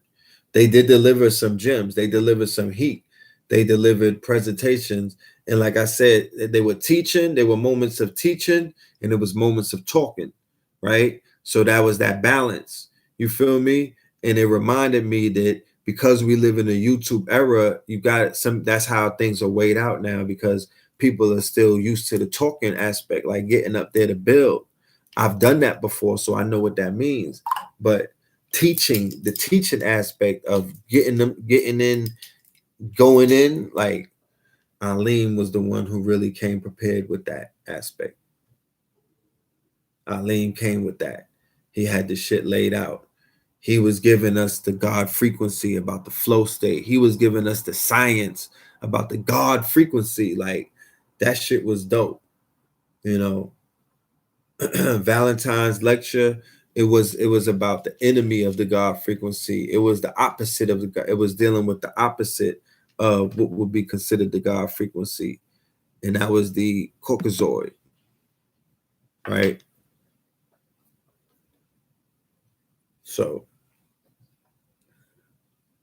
salute everybody who participated and everybody that was in the building. It was a magical night, classical gathering. It was beautiful. It was beautiful. I enjoyed myself. Anything that Brother Rich does, I enjoy myself. I look forward to being on the stage, showcasing my talents and doing my presentation, and just building with the family. Until then, January at Nicholas in Brooklyn, January the 19th, I believe, and the 20th, a 2-day event, $44 for both days. Okay. Y'all say y'all want to see the pills. Y'all haven't seen us in New York in years and whatnot because we don't do a lot of lectures in New York. Yeah, come to Nicholas.